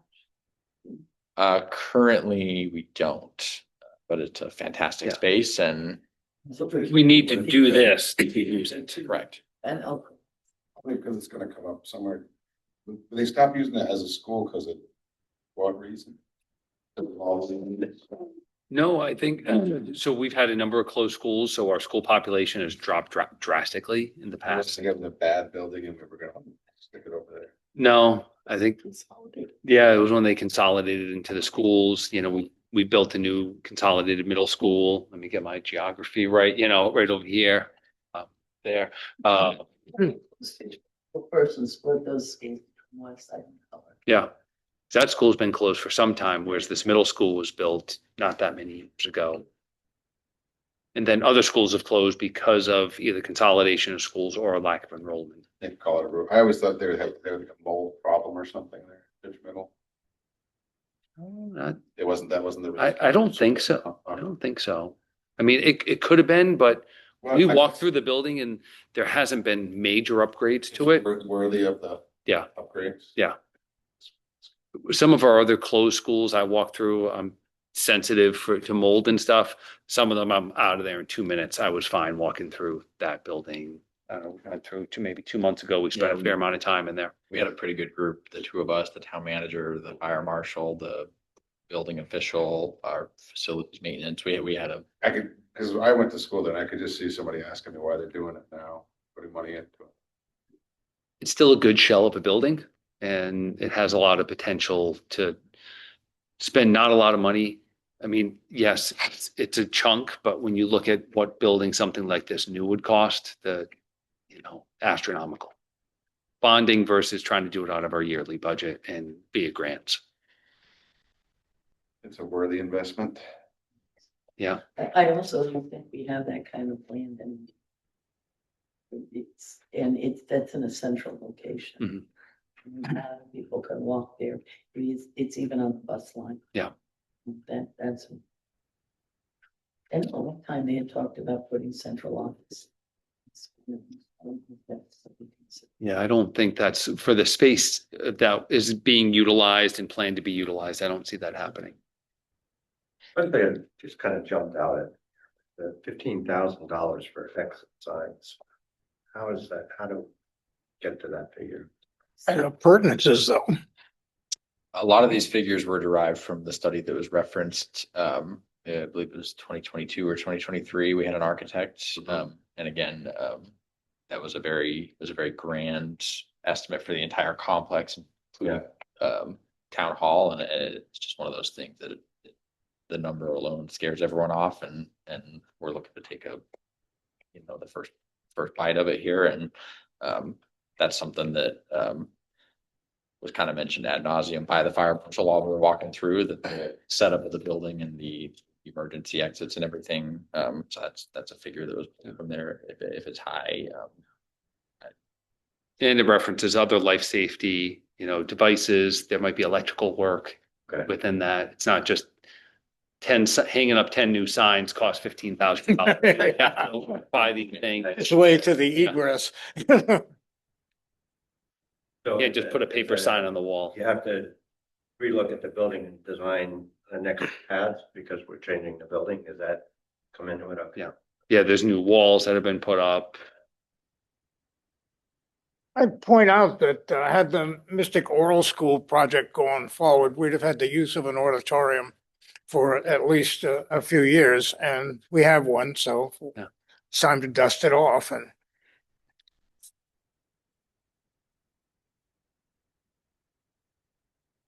And when was this all be done? Will it be able to do all Right away.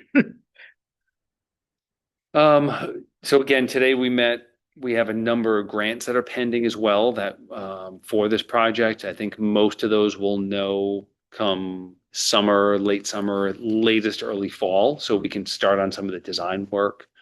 There's also capacity and just of the staff that we have trying to get through a number of these things. So I think sometime probably late this fall, we'd be kicking this project off.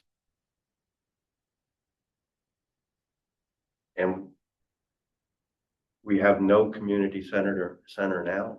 I mean, we use Thrive 55 for a lot of things. Yeah, but that's for people 55 and over. Okay. Yep. It's not an auditorium. Yes. Yeah. except for our town council or Right. RTM meeting, Right. have all ages. People in there. Yeah. Okay.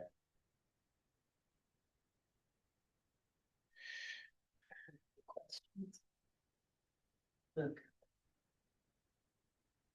I'd like to move the number to $1,050,000. Posted improvements to the Groton communities. And the second, Second. all those in favor, so I. Aye. Opposed? Each other. That's a 600. Planning and economic development, that's your, isn't it? Well, they're still both my hats, yeah. So, the harbor management plan, I think probably should have been put in the community development committee, but it ended up on yours, so Oh, we'll take it. I did that one last week, so Perfect. that's page 249. It was $50,000 that the town council added back into this. Our Harbor Management Commission was established back in 1985. The Harbor Management Plan for No Inc. was developed in 1982. There was one drafted in 1995, but never adopted. That was a lot of years ago. It was the year I graduated high school. So I think it's, usually when I get beyond 30 years or something, it's like, all right, it's time to replace it. Yeah, to do something. So, we utilize our harbors. We're a waterfront community. It's important that we do this plan. What does the harbor management do? Do they manage? I mean, I thought, oh, it sounds great. So our waterways, they look at, if there's mooring fields, marinas, how all those things operate, if there's shellfishing beds, how making sure we're not building new marinas or extensions in areas where we shouldn't be. So all of those types of things work into it. A lot of people think the harbor is a rib view for their home, Yes. so, oh, it's a nice view, but it's not a public waterway. Yeah. Do we do this in-house or do we? We would outsource this. We'd get a firm that specializes in developing these types of plans. And other communities that I've worked for, I've overseen the development of a couple or a few of these in my time. And will the study develop regulations regarding the boat traffic and this shellfishing? There'll be recommendations. Things. Yes. So we have the shellfish management. Fit in with those. So our harbor management commission chair I've been here 12 years. He's been begging me for 12 years to help get this through in a CIP for the town because we need one. So they would be very much involved, our harbor management commission, in the development of this plan and then the implementation of it. So similar to like our plan of conservation and development, that doesn't create the new regulations of the laws. It sets the policy of where we want to go. Then from there, we would be, if there were a need for ordinances or other things, we would adopt those later. Okay, and would this spell those out for us to adopt? This would spell out the concepts and the plans of if we want to do things differently. Yes. And what kind of detail do they get down to here? Do they do environmental impact statements and? They're not going to do environmental impact statements. They would be looking at, where are the waterways in town that are used? Where are marinas? Where are any areas we use for moorings or, boating? A lot of it's really boating centric. It does have public access to the shore components, usually worked into a harbor management plan. So, looking at those types of things. And who enforces the plan or the regulations that come out of these kinds of things? So it could be the harbor master, it could be some of it police, some of it could end up being, the town in general. So whether that's, a lot of it ends up being more on harbor management. Some of it could be on planning, development, building, depending on, but we don't enforce things on the, below me, kind of mean high water.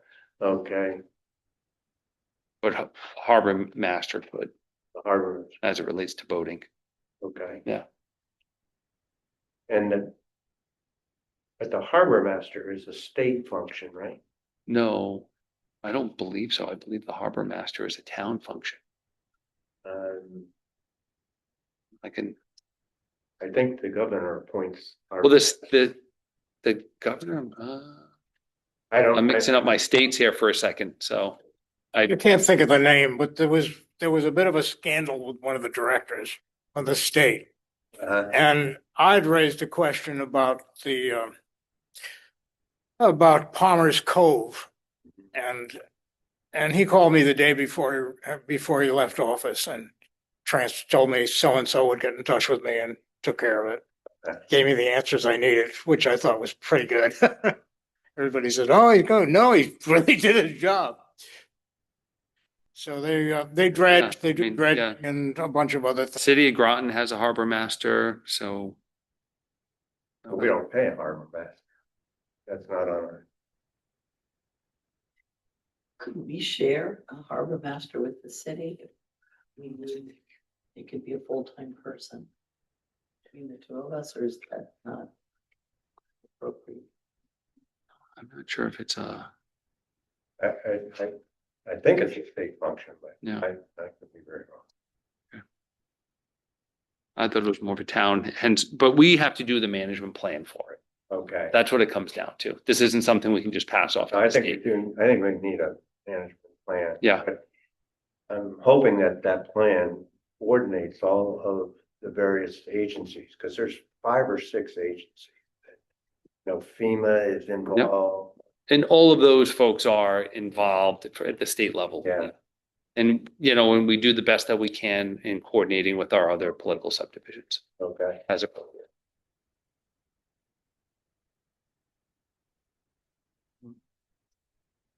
The questions. Oh, make me think. They say didn't know I was gonna be thinking about something. Okay, like to move the number of $50,000 for harbor management CIP 8D. For the second, Second. all those in favor say aye. Aye. Opposed? Abstentions? Passes 6-0. Is water pollution control, page 252.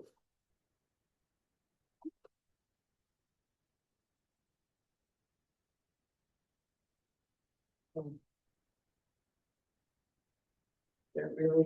That's the real number. But again, so that's from user, water, Fees though. those are from fees. Okay. And we gotta maintain and upgrade these pump stations, otherwise the alternative is, it's just I like flowing. having a sewer. Yeah. Fair enough. Oh, here we go. Tell us a little about the $1,475,000. Alrighty, so the big one is 1.3 million, and that's the construction costs to repair and replacement at the Burgess Park pump station, which is located on Birch Street. We have plans and specs ready to go out to bid, so this is per our consulting engineer's estimate for the construction cost. This is what we believe we need in order to put that out to bid. The other $175,000 is for the emergency generator at the Trails Quarter pump station. Again, this was written last fall. It states here that it's obsolete and that we can't get parts. And in fact, that generator has actually now failed, and we're relying on a backup generator that's staged at that location. So the manufacturer is not in business. We can't get replacement parts. So again, critical pump station. We need it. And that will cover design and placement. And all these funds are covered through sewer taxes. The sewer fee, correct, yeah, yep.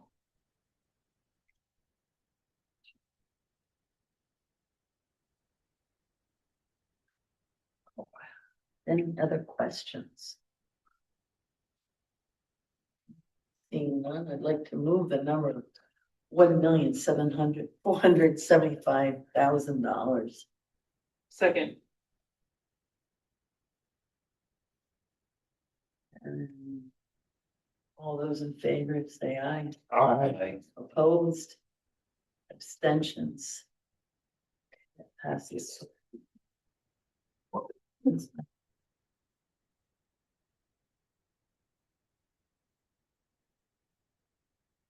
We have one left. Oh. Yep. Sewer rate study. Sewer rate study. Oh, that sounds interesting. $75,000 seems like a small number, doesn't it? They know what Hey, they're. let's make that, let's double that. So this is 75,000 to get assistance from a consultant to conduct a study that would look at kind of regionally the market rate for what other municipalities charge for sewer based on size of the treatment system, the collection system, the number of pump stations, what our actual capital needs are. And in fact, we did just do a very rudimentary in-house study where we just kind of found what we could find that's publicly available and found that Groton is one of the lowest charging municipalities in Connecticut for the sewer user fees.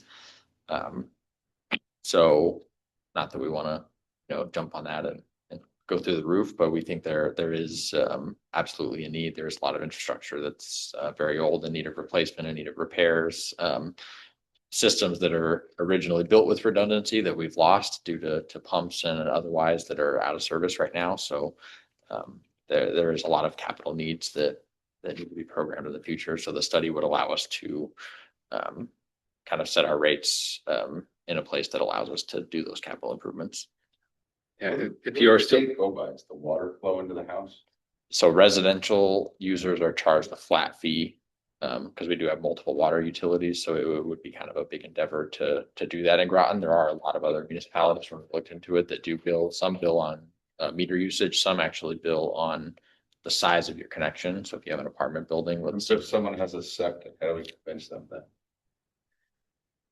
So some places we don't even have sewer for them to tie into. There are places that we have programmed that are recommended to be sewered, but we haven't expanded the sewer system there. 1 acre house on the street with a septic and a 1 acre house on the street, with the city, they have the same sewer tax. no, No, you're not you're- hooked up. You don't pay a sewer. Correct. You don't pay a sewer fee. So we have records of who's connected and who isn't, and they're billed accordingly by the tax office. Does everyone in town have the option of hooking up to a sewer? No, I don't think I do. no. Right. No, there's whole areas in town that Deep has said, no, you can't extend sewers there. So some of Because it them, impacts the watershed for the drinking water, because there's surface water at the treatment plant. So if you have Pequot, some of Pequot Avenue, I know does. so most of our more dense areas have it, but not all do. A lot of our sewer area is, say, south of 95. That's where the majority of it is. There is some north of 95, but the majority of it's south of 95. There used to be a map hanging in the tax collector's office that listed where sewers were possible. It's up in CR2. Oh, yeah. This building, it's in this Yeah, building. they got it out of there. People were looking, hey, how Yeah. come, can I have a sewer? Everybody's getting their septic tank pumped and Yeah. every time they pump the septic, the guy's always looking over there, can I just, Yeah. But right now, we're charging a flat fee for anybody connected to a sewer. any residential, Any residential property. commercial users, From residential property based on size of the house. if they have multiple connections, so if it's a multifamily home Okay. or building with 2 connections, then each connection gets So the a single same. family house gets the same rate anywhere in town. How do you assess an apartment complex? I'm thinking of the new one up on Triton Place. So we do have the number of units that are connected there. And in that case, each of them actually does get a single bill, Okay, and it's billed to the property owner. So they pay per the number of residences there. okay. I forget the exact figure. I think it was over 300. I understand the role. Yeah. Yep.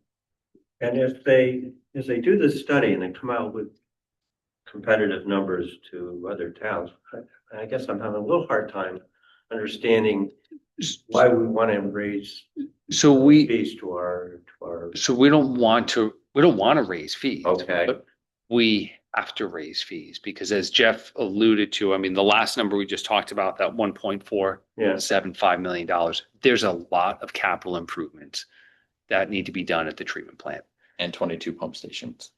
Yeah, And a lot of that has been deferred maintenance, so we need to pay for it. yeah. And as we pay for it through these fees, we want to look at what is our capital plan over the next 10 plus years? What are the things that we have to do so that we're maintaining and, replacing some of these pump stations around and, maintaining and replacing things as they break at the treatment plant. We need to make sure we have enough money coming in to do that. So we would base our fees based upon the projected needs, our capital needs and operational needs in the future. Okay, so right now we don't have a 10-year capital plan for the sewage plants, is that?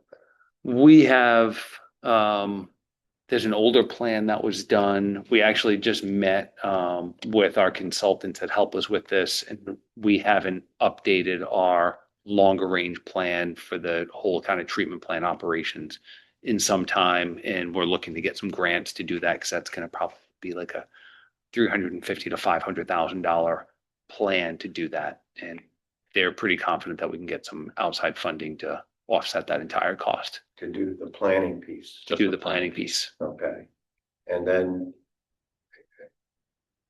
I'm just visualizing what that will mean. So we get the planning piece done, it'll give us a schedule of equipment we have Mhm. and the replacement times or maintenance for that Yep. equipment. And that'll all get put together and we'll have a more consistent budgeting item every year instead of having to come in and replace a generator or a pump or whatever. Yeah. Well, we'll know what we have to do all the time. Yeah, I mean, right now, there are things that break all the time at the treatment plant that cost $50,000, $60,000, $100,000. And those are things we have to have in our reserve account for sewer operating. So it's a little different than, a tire pops or an axle breaks on a truck. That Right. stuff gets expensive fast. yeah. And without it, it's real problems.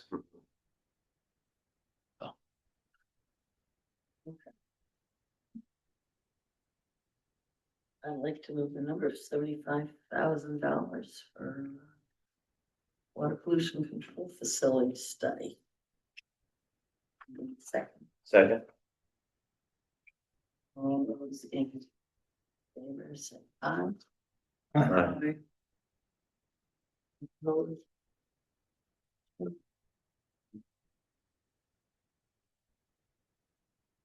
All right.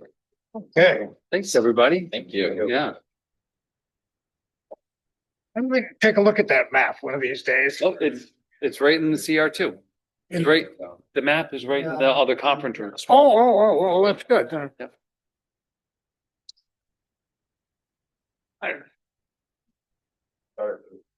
Excuse me, are you continuing the meeting or are you? No, we're done. We're Okay, done. okay, so, Oh, I make a motion to Oh. adjourn. Second. All those in favor say aye. aye. Uh, There, we're up. all right, means adjourned.